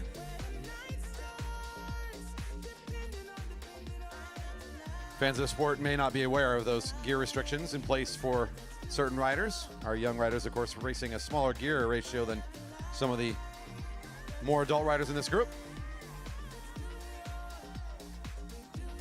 The time has gotten a little bit closer here between the two. A smaller gap. It's not significant, but it is noticeable. Jordan Green at the front for the field will try to keep it pretty good here. So the field is at least in a posture right now where they're not working against each other. They are in cooperative mode, trying to catch. Number 343 just came across the line saying 19 to go. Very impressive speed. Look at this solo rider. I have not seen him before, and this is a nice introduction. Very powerful riding off the front. He's going to put a big target on his back saying, if you let me go, I'm going to do stuff like this in the future. 19 to go for the field as well. And the gap that they had, or any progress they'd gained on this gap in the last lap seems to have already moved away again. So we're right back in the same format. About a half lap up.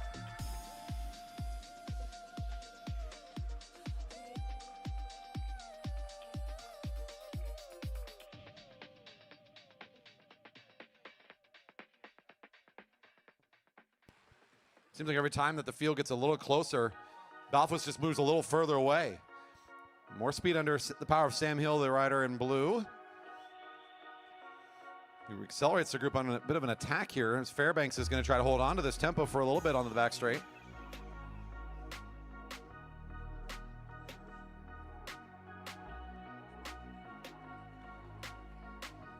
$17 to go. Spot at the front, pulls out of the way.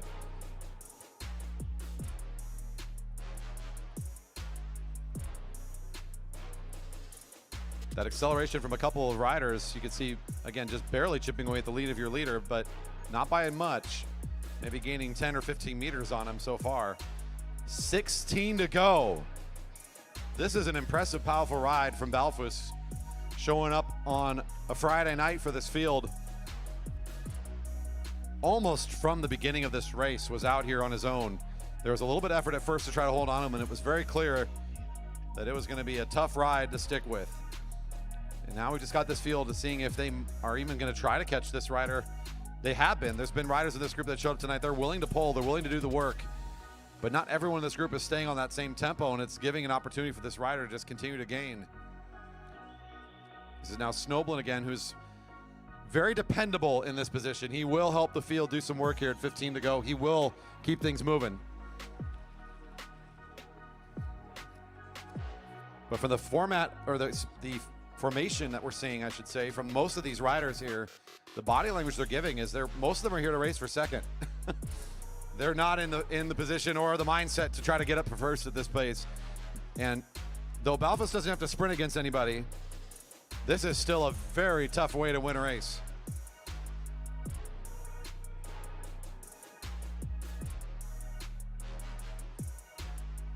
It'll end up being about, I mean, if you want to put it into a number, you might be able to kind of conceptualize. He's going to be out of here for what's going to be equivalent for about 7.5, 8 miles on just a solo time trial, essentially, against this whole field if he can put this together. Seeing 13 to go.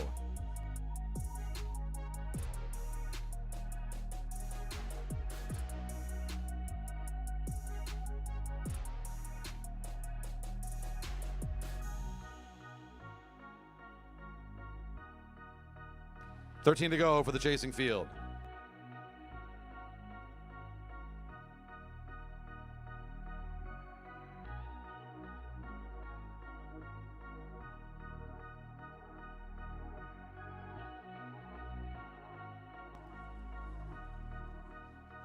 Pretty stagnant in terms of the distance between these two groups. Your lead rider and the rest of the field now on the home straight. It's still sticking at about 165, 180 meters or so every lap.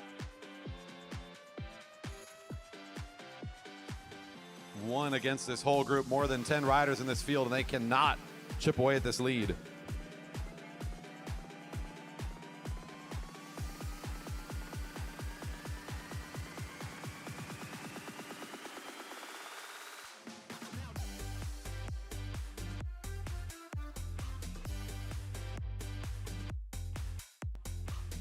Field be seeing 11 to go. Gained again. It almost seems like we're back to just nearly 200 meters there as they reach the halfway point on the back and the front straight at almost the exact same time. If the field starts to sleep at all, the constant force that is number 343 will gain on them. In fact, they're sitting up. He's gaining now. Look at this. He's already closed down another 40, 50 meters.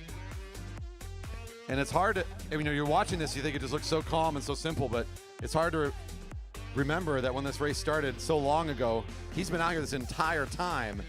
Imagine yourself in that same position. This is an incredible athletic showing. With 10 to go, he's now going to be looking down the back of the field here pretty soon. 9 to go. Corey, I have a little background info on our leader there. He's a 18-year-old, so racing junior nats next week from Hellier. So he's coming up to see how this track races, and I think he's doing pretty well right now. I would say.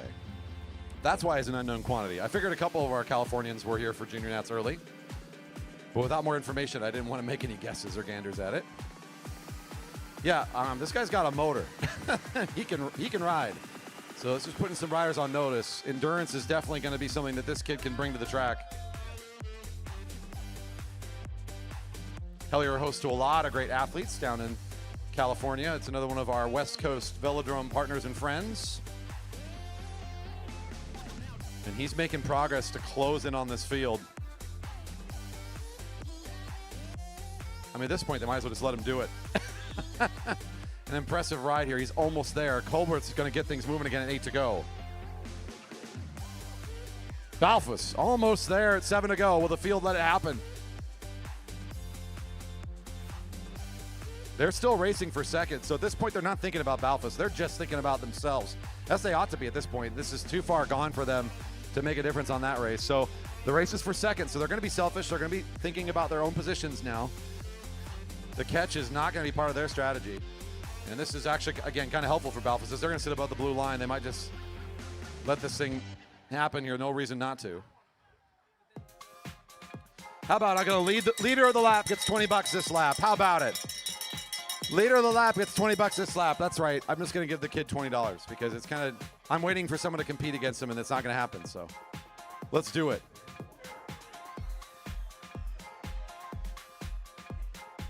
60 to lap the field. 6-0. Okay.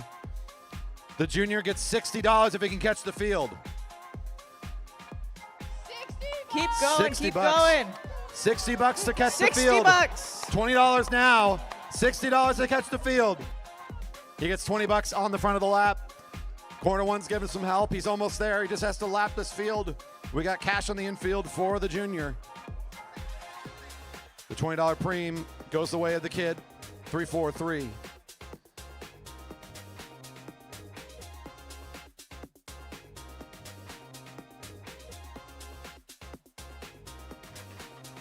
He's so close.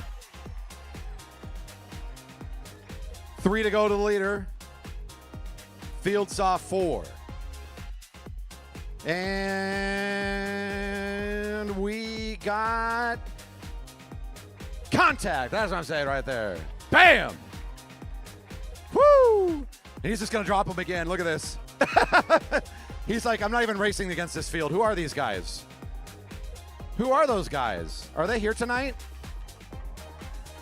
You've been putting some laps in, Balfus. My goodness. At 2 to go, he laps the field and just says, can you still hold on to me? You've been resting. Whew. After this, I think our Cat 3s are going to be kind of like having to like defend themselves. Like, well, you know, it was a light night. You know, we had some upgrades recently. You know, like it's faster too, you Hellier guys.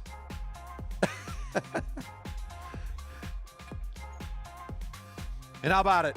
1 to go. Final lap. 1 to go. The sprint is on for second. Your rider top a lap is not needing to put any effort here. He's already caught the field. He can fall off the back. He has officially caught them, brought them down the lap. They lost a lap in the process, essentially. Saved everybody a lap of racing. And he'll fall off the back and let this thing finish in front of him. Jordan Green with a nice jump here against the field. Kit Colbert having a good night here tonight for Liquid Velo. It must be the new gear, the new equipment. Ooh, on the outside, Sam Hill, number 342. Samuel will pick up the big field sprint for second. Whoa. Getting a rousing round of applause from the home crowd on a Friday night. That was impressive.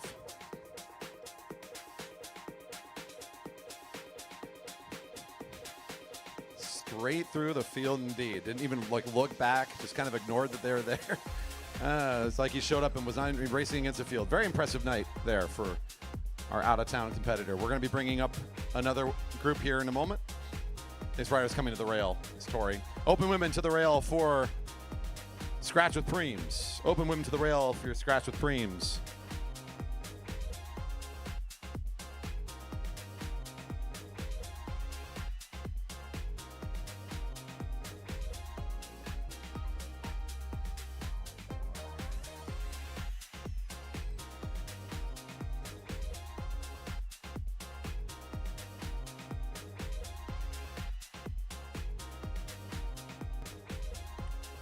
A $20 and a $10 cash preem on the race. A 30 lap scratch with preems. I got 20 and 10 coming from the announcing stand.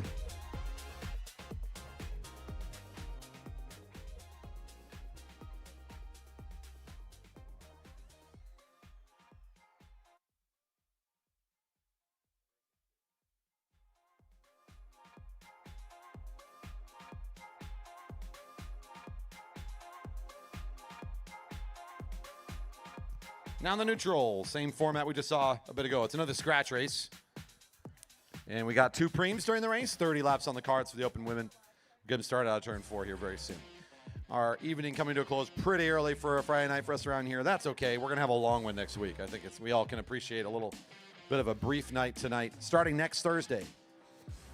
Junior Track Nats opens up their first racing session in the morning on Thursday. It continues through Friday, Saturday, and Sunday. Excited to be hosting our national class junior talent here for some great racing starting next Thursday.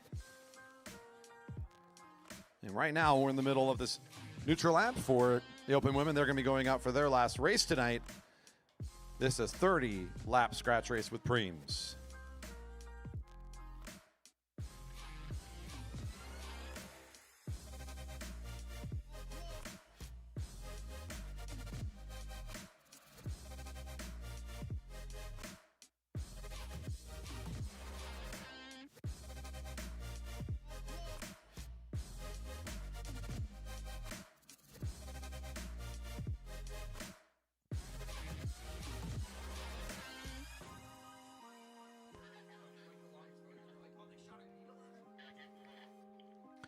Racing is indeed underway.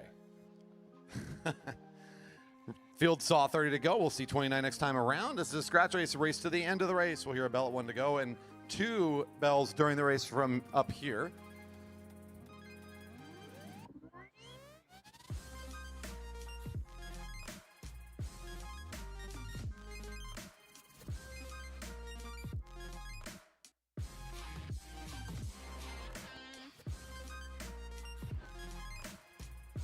Snover, your leader for the night, likely to be on top of the podium for this evening. The rider in green at the front, trying to pick up one more here tonight in this scratch race.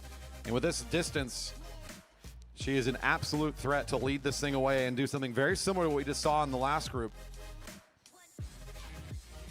She's got Williams and Park right there, the 2 riders that have been able to hold on to her acceleration, at least for the time being they were able to do so. It was temporary in each case. Park, though, did have the staying power to contest all the way around in that tempo. She's the rider in 3rd in that lineup, number 106. She's also double dipping tonight as Tori Park, so she's beginning in some extra laps tonight. A warrior out here tonight for sure. Snover, can anybody put together an effort this evening that can beat this new rider from Town Cycling? She's got plenty of power, certainly going to be able to take over when she's ready to. We'll see when that happens in the early parts of the race. We'll have a little bit of cooperation here from the riders as they'll rotate around quickly. Here's Catherine Wade easily coming to the front temporarily right behind her. Rest of the field all lined up. Seeing 27 to go.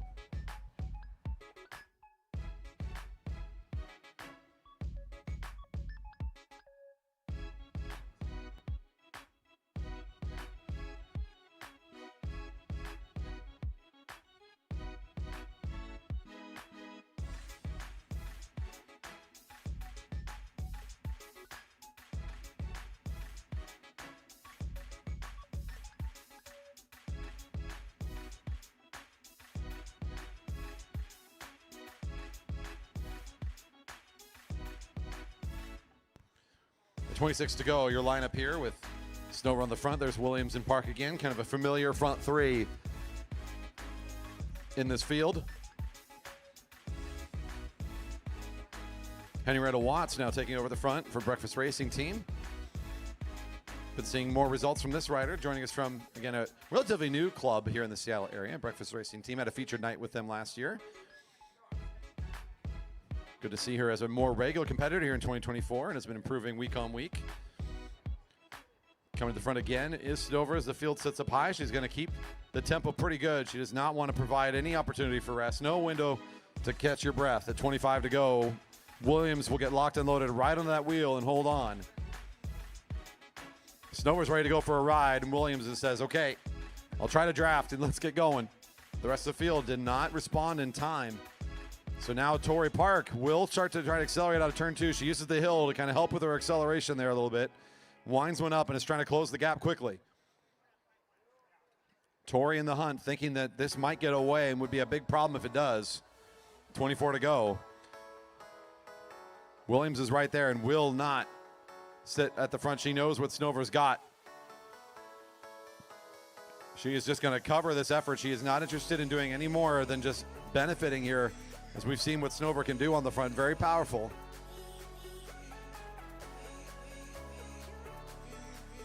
Tori does some big effort there. Closes down quickly. Impressive, actually, to get up here in short order. After racing in the last field, Park still has enough kick here to jump up to Snover in such short order and make it a group of 3 at the front at 23 to go.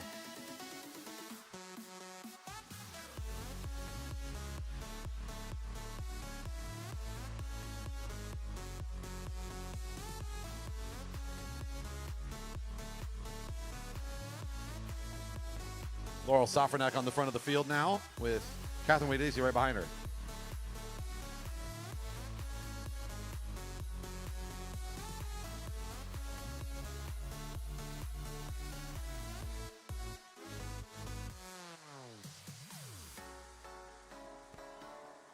This group sits up here a little bit. The field, I should say, is still kind of engaged in the sprinter's lane with Wade Easley on the lead of the lap now.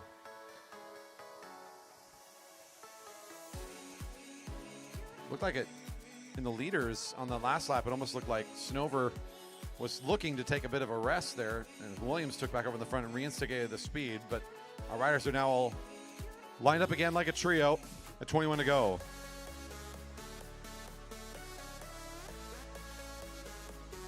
Field's still looking like they're organized and on the hunt, as we now have Kelly Darlene leading the troops down on the home straight at 21 to go.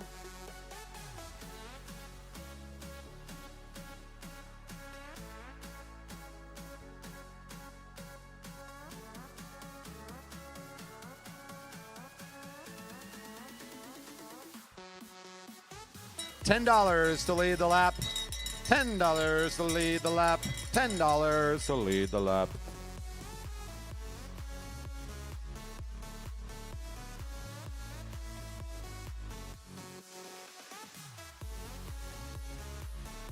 Snover on the lead of the lap with Williams right behind her. $10 on the finish line on this particular lap. That's Laurel Safranek leading out for the field there. The rider in light blue across the finish line. Snover accelerating quickly here to try to confirm the cash. At 19 to go, Snover, $10 richer.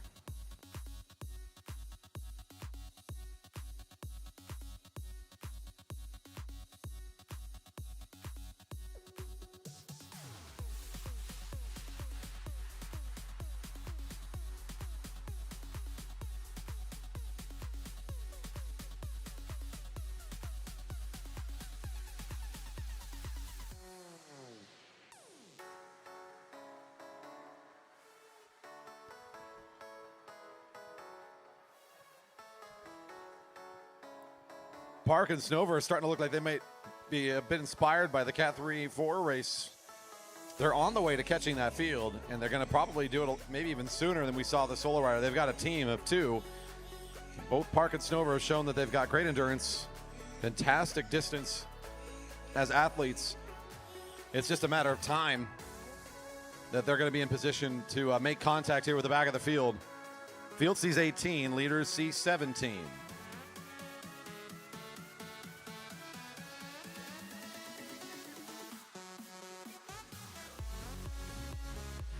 Don't forget, more great racing to come next week. If you can't make it out to the track for all the Junior Nats action going on, you can catch it all on the live stream. We saw a couple people pop it on Facebook and asking, will you be streaming Junior Nats? Of course we will. We got all this great equipment and this wonderful team up here. We're going to put them all to work. Why wouldn't we? We want to make sure that we broadcast all the great racing to you at home.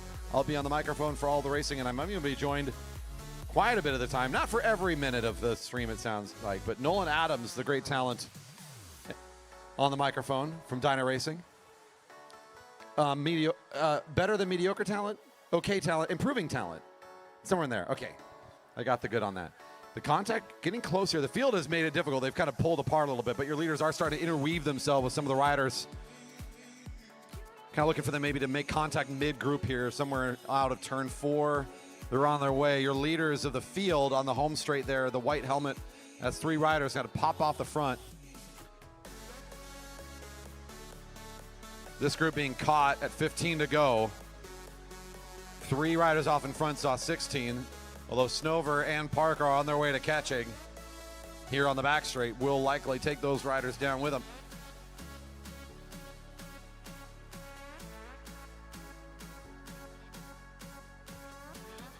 And that should be our last group of racers on the track now that have been caught by your 2 leaders all the way on the track here. It's that kind of night. We've got some real endurance strength here this evening in our small fields, and they're going to take advantage. 14 to go. The catch is finished already.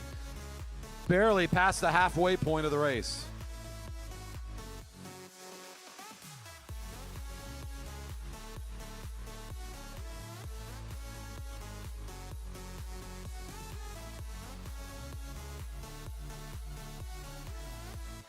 Got a question on the live stream. Do our leaders for catching get cash for catching the field as well? No, that was a fun one.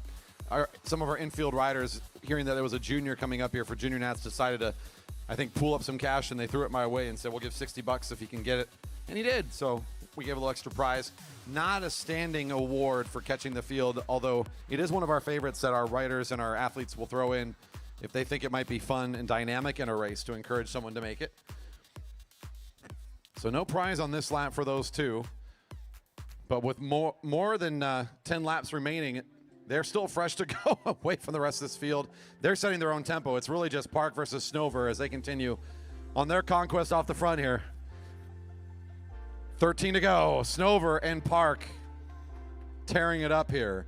The next riders on the track is going to be this group of three, currently led by Darlene. Now pulls up for Williams and Watts.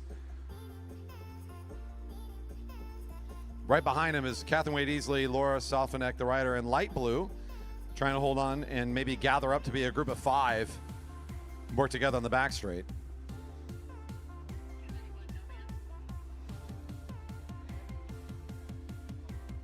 The rider getting caught in turn 4. Here's your leaders. One rider in the in-between there, between our leaders in the field.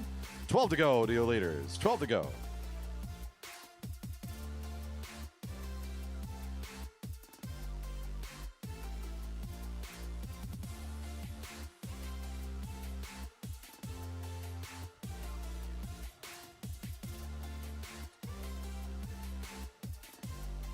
Thanks for your question and comments on the live stream. If you're out there enjoying YouTube, maybe you're rewatching this later or don't feel, and you can leave a comment. Thumbs up is always appreciated. Maybe your favorite moment in the race. Don't be afraid to share the video with friends and family as well. Jump on the socials and let people know you're watching some fun racing here. Go check out the rest of our channel. Like I said, we've got some great videos that we're doing now weekly. We've got the Bell Lap, which is a fun summary race of the Ride of the Year competition and other highlights from our stream that one of our board members, Stan Douglas, puts together for us weekly. We've also got Rail Talk going up at nearly a weekly pace right now, debriefing the racing action from the night before, or the night where we recorded actually. Just takes usually a day or two for it to get up. And a conversation about who's doing well in each field and kind of the highlights from that night. Again, you can get both the Bell Lap and Rail Talk. Catch that on our YouTube channel. We're going to start promoting more soon here. We're going to be... Maybe it already is. I think it already has started to become a podcast as well for Rail Talk. You can get it through, I believe, Spotify if you want to go look for that now.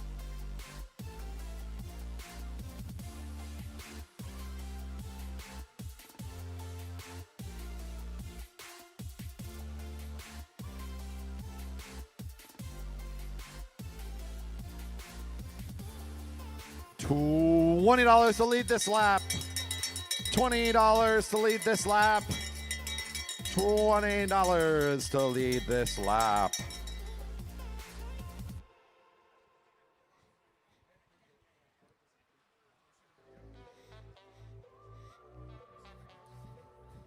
Snover's just done a few less laps than Parker. She's been out here for the Cat 3-4 men field as well. A double dipping tonight. But she has a good finishing kick. I've seen her win in a lot of scenarios like this, but Snover, so powerful tonight, might just be able to continue to ride here from the front for the 20. She will get the reward for this impressive ride that she's put together.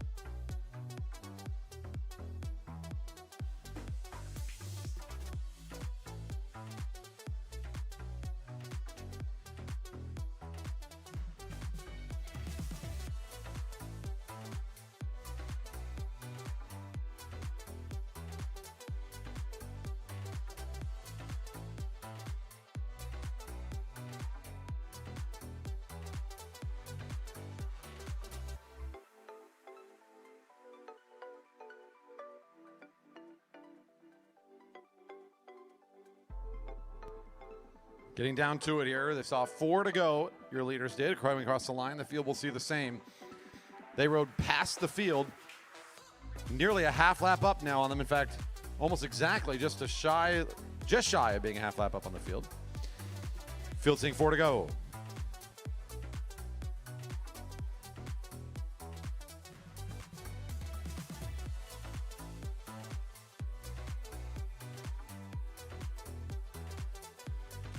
Three to go.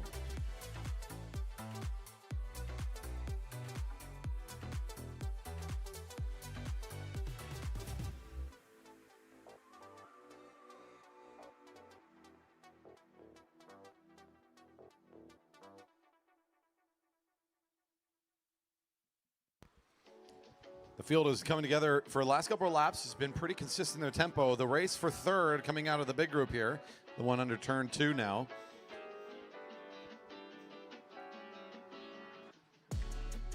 Your leaders fighting over first and second. It's going to be Tori doing double laps tonight, trying to take on Snover. Your endurance Omnium champ back from the GP, number 2222. That's going to be a tough one to beat upcoming. They're already starting to race it a bit more like a match sprint as they realize it's getting close to the end. They're coming into the bell lap. Here's your field. Again, the sprint for third will come from this group. With 2 to go, Watts pulls things up and also slows things down. They're nowhere near the leaders. They're already down a lap and a half. The race for third in the field, getting things set up now. Back to your leaders. It's Park sitting up against the rail. Looks exactly like a match sprint now with Snover off the wheel, taking it slow down the home straight. It's been a long race. We're down to it. 1 to go for these two incredible athletes tonight. Snover and Park looking slow on their final lap as they get ready to jump against each other on this eventual sprint. Field getting 1 to go as well. 1 to go for the field. Snover from the front, big acceleration now. Park trying to find one time here to beat her. If she can do it now in the final lap, she can let her have the cash, but not the win. But Snover still holding on. Snover will close down one more impressive lap. In dominant fashion, Found Cycling has got a good one here. And Annette Williams coming out of the field. A good sprint here for third place for the rider from Center Cycles. Number 101 will have it convincingly.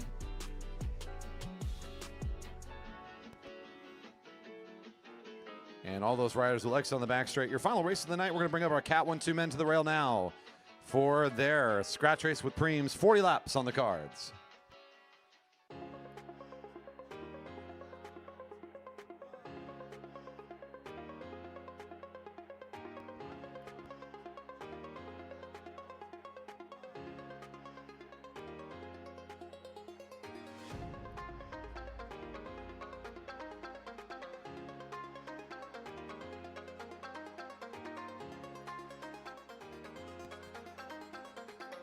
Our group lining up here for 40 laps of scratch racing. 2 Preems from the announcing stand.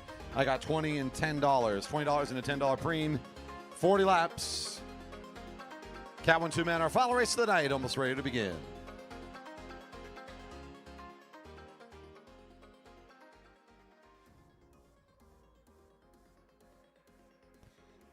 Now for the neutral. Riders on your way.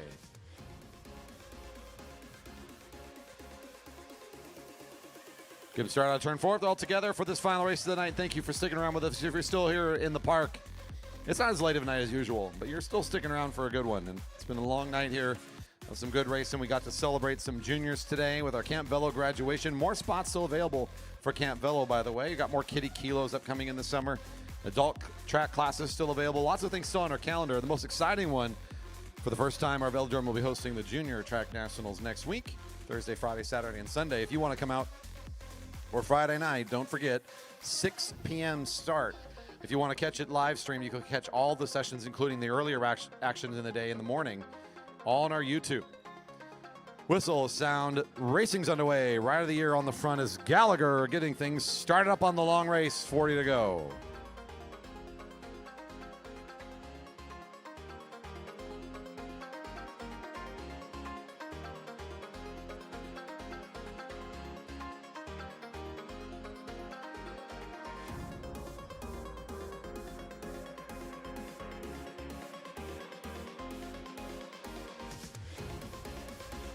$20 to lead the lap. $20 to lead the lap. $20 to lead the lap. Let's make it the bigger preem first. They weren't expecting that, were they? Gallagher all the way from the back he's scrambling. He's like, hold on.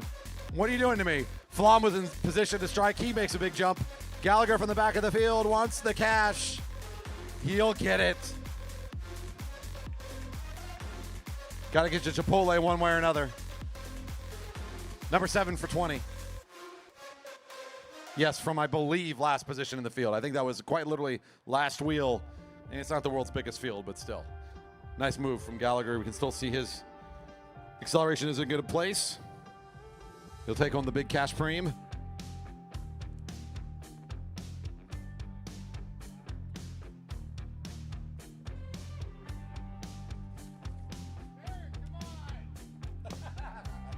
You got Flom. You got some help right there. Look at it. You don't like orange and blue? Is there a problem with the colors? Like, what's going on? All right. Flom's on a solo break. Gallagher's just going to sit up. Disappointing. Can we take away the 20? Oops, I wrote the wrong number.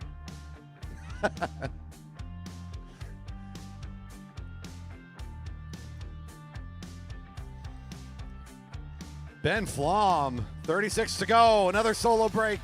It's that kind of night. Smaller fields, longer distance scratch race. This is the kind of night where these kind of breaks are going to get together and possibly work. It's a rider on his own, though. This is a tougher group to work against, as we got some good speedsters here tonight still in this field, though they're smaller. I think they've got the power here. They've got the workhorses. They've got the numbers to make it pretty tough on Fell Swoop for this long. We'll see. Ben Flom in position at 35 to go. He's got a nice gap still opened up here. I have to check in with Amaro to see how many times he's tried to take on the hour record, but Flom he's a sucker for punishment. He'll come out here and do that just about every year. He loves being off the front like this. These kind of like solo time trial-like efforts really fit him. So he's here once again, seeing what he can do with this particular skill set of his, with his athleticism locked in for one more effort.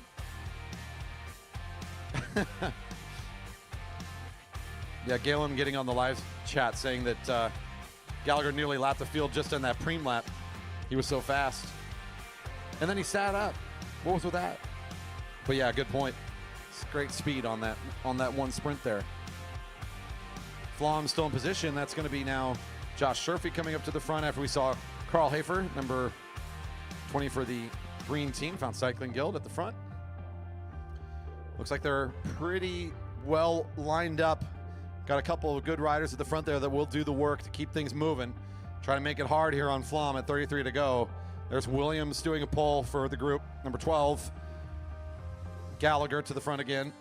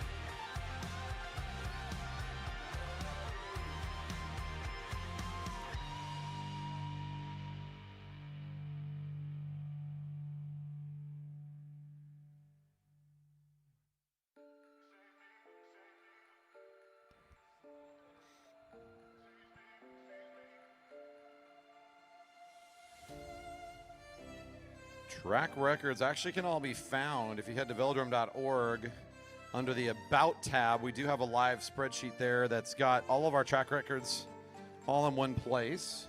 I've got someone asking via the stream what the record is on the hour attempt. Not sure. I'd have to go look at it myself here. In fact, I'll pull it up.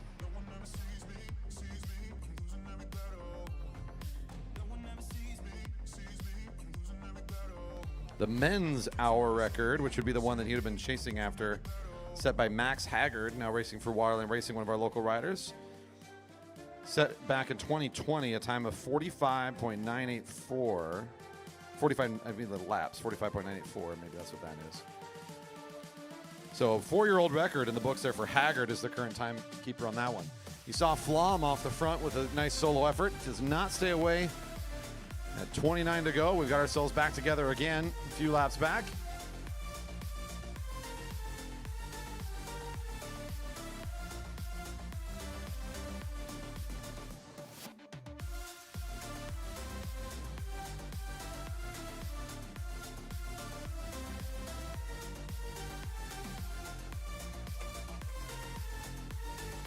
Be another one of those resources you can find if you haven't found it for all of our fans out there that are just going to sit in their computers on their phone, maybe enjoying the racing here. Velodrome.org. If you go to the About tab, you can see a couple other things about our velodrome that you might not have seen before. But one of those links that would be interesting to those that have been in the sport for a while would be just look at those records. There's several on there. You just go to the About tab. Track records are all posted there for all the things that we measure and sustain here, including our mile, all of our different time trials, and of course, the hour record, as we were just checking in on a bit ago.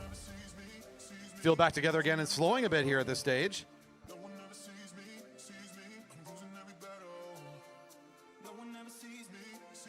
There is a standing $100 to break an hour record, which we think quite a few of the junior records will be broken next week, which is super exciting. But we will be stocked with $100 bills just in case. That's right, $100 anytime the record's broken. That's always fun. That's usually a GP thing. We kind of get excited every year we host the Grand Prix. That's where we kind of get excited. But with junior track Nats coming, we're expecting a lot of our young records to be challenged. So it'll be fun to keep our eyes on that all next week. 26 to go.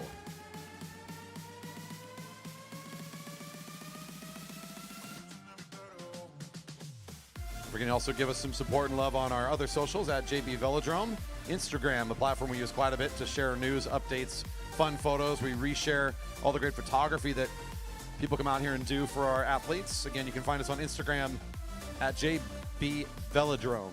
JB Velodrome. 25 to go.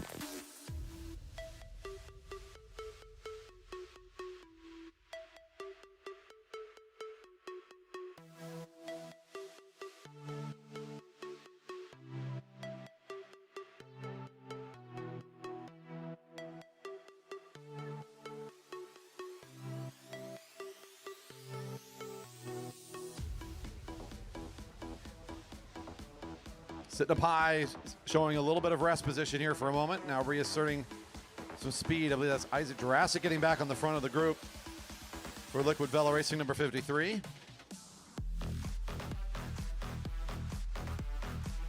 Nearing the halfway point here in the long stretch. It was Gallagher on the second lap of the race, picking up the $20 preem, launching Ben Flom on a solo break. He's out there for quite a few laps, considering how early in the race they were. The field let him sit there for a bit. Things closed down. Field coming back together again, and now we're seeing kind of some more normal field dynamics of these fields moving up and down, and riders taking their turns at the front to keep it moving. Now Sandoval, if I'm not mistaken, will take a short pull on the front to restart the speed. And so quickly it resets again. So again, a lot of volatility here in the top speed of the group.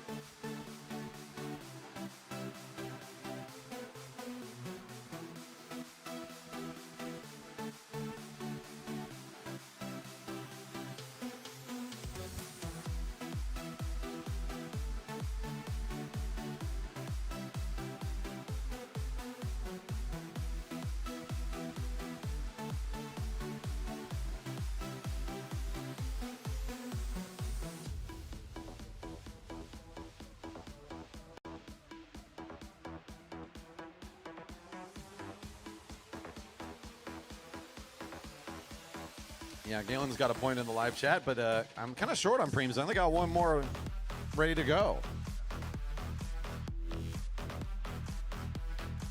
I mean, people can always throw cash at me. You saw how that worked in the Cat 3-4 men field when our junior was on the way to catching the field. You can throw cash and we'll do something with it. But a little bit of a break here between the front and back half of this field as it looks like Tyson Danielson's ready to accelerate the group. That's number 14 on the front, Gallagher right behind him. The back half will hold on. Looks like Tomko, number 26, the rider in blue, right behind Jamie Park in the pink.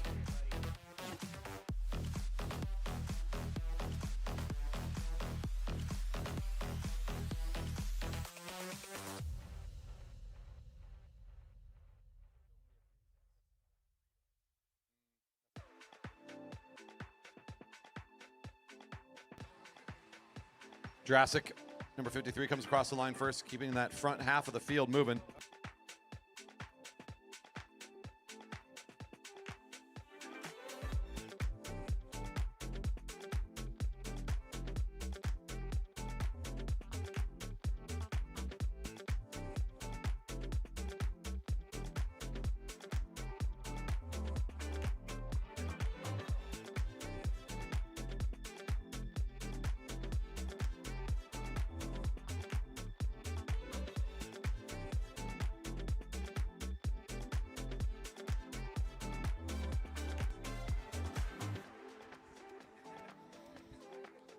Field saw 17 to go there. There's Flom kind of threatening at the beginning of the front of this group again. This is a rider we saw back at the beginning of this race, positioning himself ahead of the group. Now returning to that position again just for a moment. He appears to be showing aggression. He'll move up above the blue line pretty quickly. Doesn't want to pull that card again just yet. At 16 to go, it's Sherfy down there in the sprinter's lane, nearly in the sprinter's lane, number 52.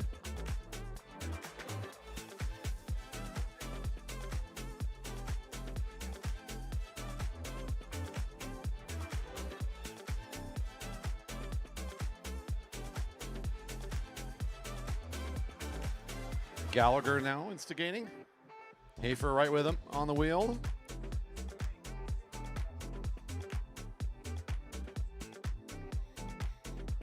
Now Hafer will take over at the front. 15 to go.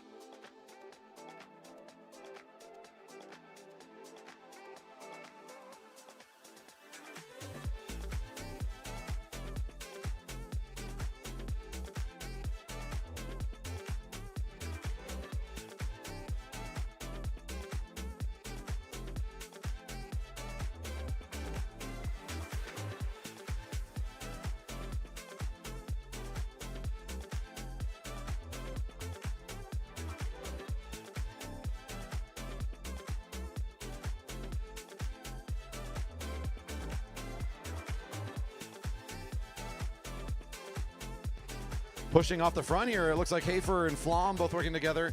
The rider in green pulls off for Phil Soup now at the front with, looks like number 14, Danielson for Waterline Racing. That's the blue rider in third wheel position. There's Sandoval in the white. That's Norman Richard. One of our Canadian competitors back down again this weekend. Makes the break up there really quick. And as long as that break was out there, I think we could have counted that on two hands. The number of seconds that was a thing. Right back together again at 12 to go.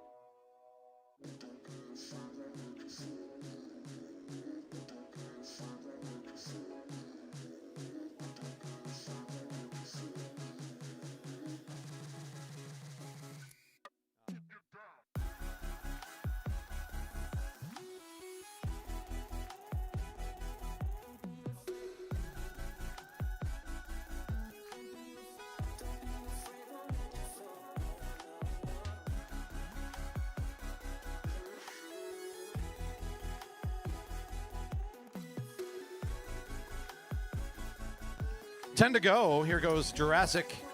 He brought with him Norman Richard. Maybe allowing a little bit of room here. Flom doesn't want to let anything get away. This has been so long of a race, and it's been kept together this long. Don't let anything break away now. Fell Swoop coming in quickly here to try to get rid of this little lead of 2 riders.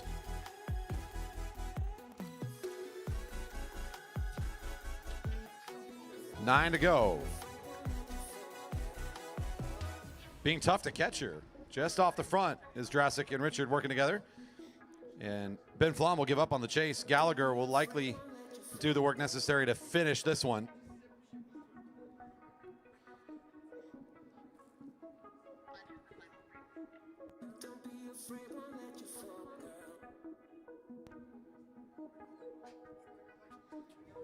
And 8 laps remaining. We got $10 to lead the lap.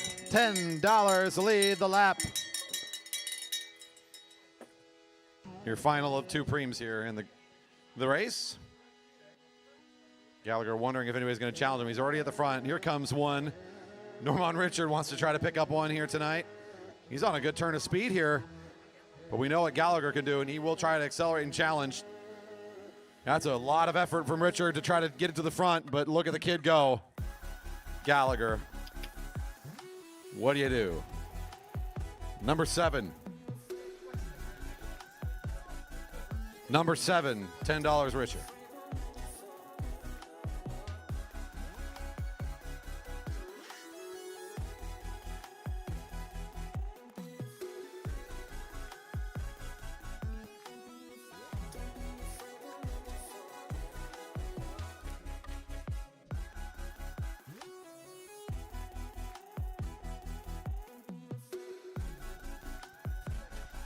As the field responding there to some acceleration for the preem. Here goes Jurassic again off the front. This time going to be joined by Carl Hafer, the rider for Found Cycling, catching up quickly to our Liquid Velo competitor. A break of 2 in the field following Gallagher right now. Getting close to the end here, so not wanting to let this get too far away. The rider is going to be trying to calculate here how long they let Jurassic and Hafer away. 5 to go. Could this be a move to change the finishing order here? This could be a big one for these 2. 5 more laps to go, though, and they see Gallagher is in position. Down in that arrow, lower position on the bike, trying to get some work done here for the field. Ben Flom will continue what Gallagher started.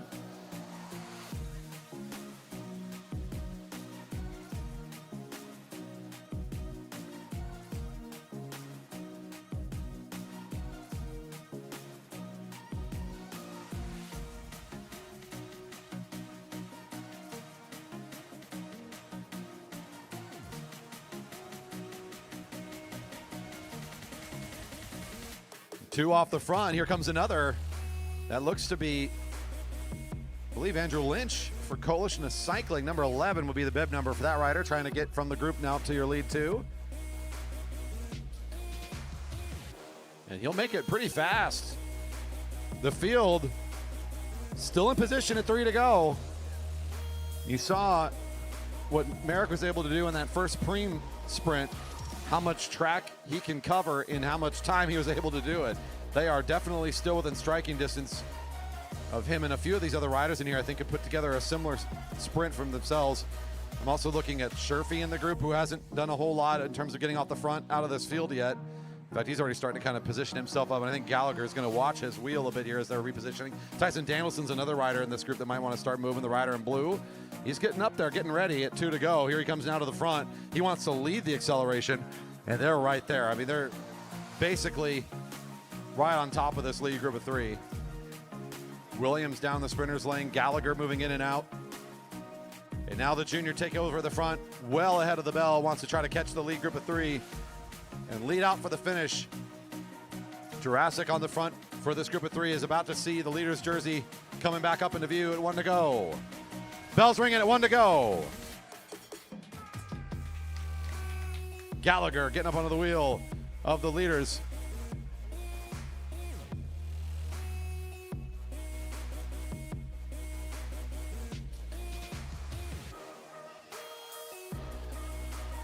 And that's going to be Gallagher coming over the top of some action there in turn 2 as one of our riders entering a sprinter's lane well occupied. But the rider's moving up and over, looks okay. It'll be a good sprint for second. Danielson, number 14, I think we'll get it just barely over Sandoval. Your rider of the year gets another one. The long scratch goes his way.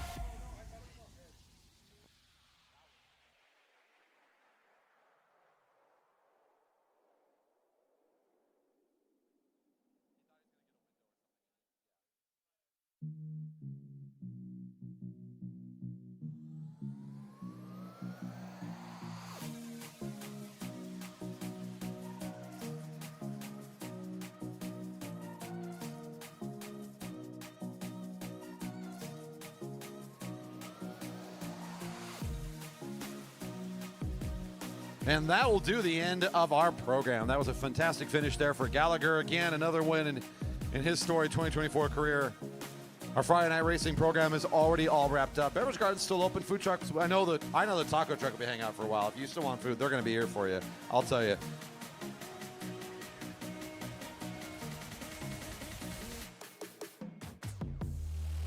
Are we going to be broadcasting podiums? I don't believe we'll be broadcasting podiums on a normal Friday night. We'll just do Instagram and do our normal thing. Yes. There'll be a lot more podium coverage for next week during Junior Nats, as we are going to be bringing all those podiums to the live audience. Folks, friends of the Velodrome, fans, one and all, thank you so much for joining us once again for another great night of racing. It's been a little lighter night as we find ourselves in a bit of a lull between the big GP and the massive event that will be Junior Nats next week. But if you're here supporting our riders, thank you for showing up and being a part of this. Of course, thank you to our athletes for another great night, our officials, our volunteers, my team up here on the deck, and our race director for helping make another great Friday night happen. Next week, things will start up on Thursday for Junior Nats. Look for things in the morning to be going on. Things, of course, will be up on the live stream for all sessions. Evening racing starting at 6 p.m. You heard from Amara earlier. If you want your own copy, your own version, your take-home, holdable, huggable version of Sprocket, Thursday at 5 p.m. will be the first time. If you're in person here, you can pick up your copy. With that, we will send you on your way. I'm going to turn off the live stream, get everything shut down up here. Thank you so much once again for being a part of this. And we look forward to hosting you for more great racing here at the Jerry Baker Memorial Velodrome.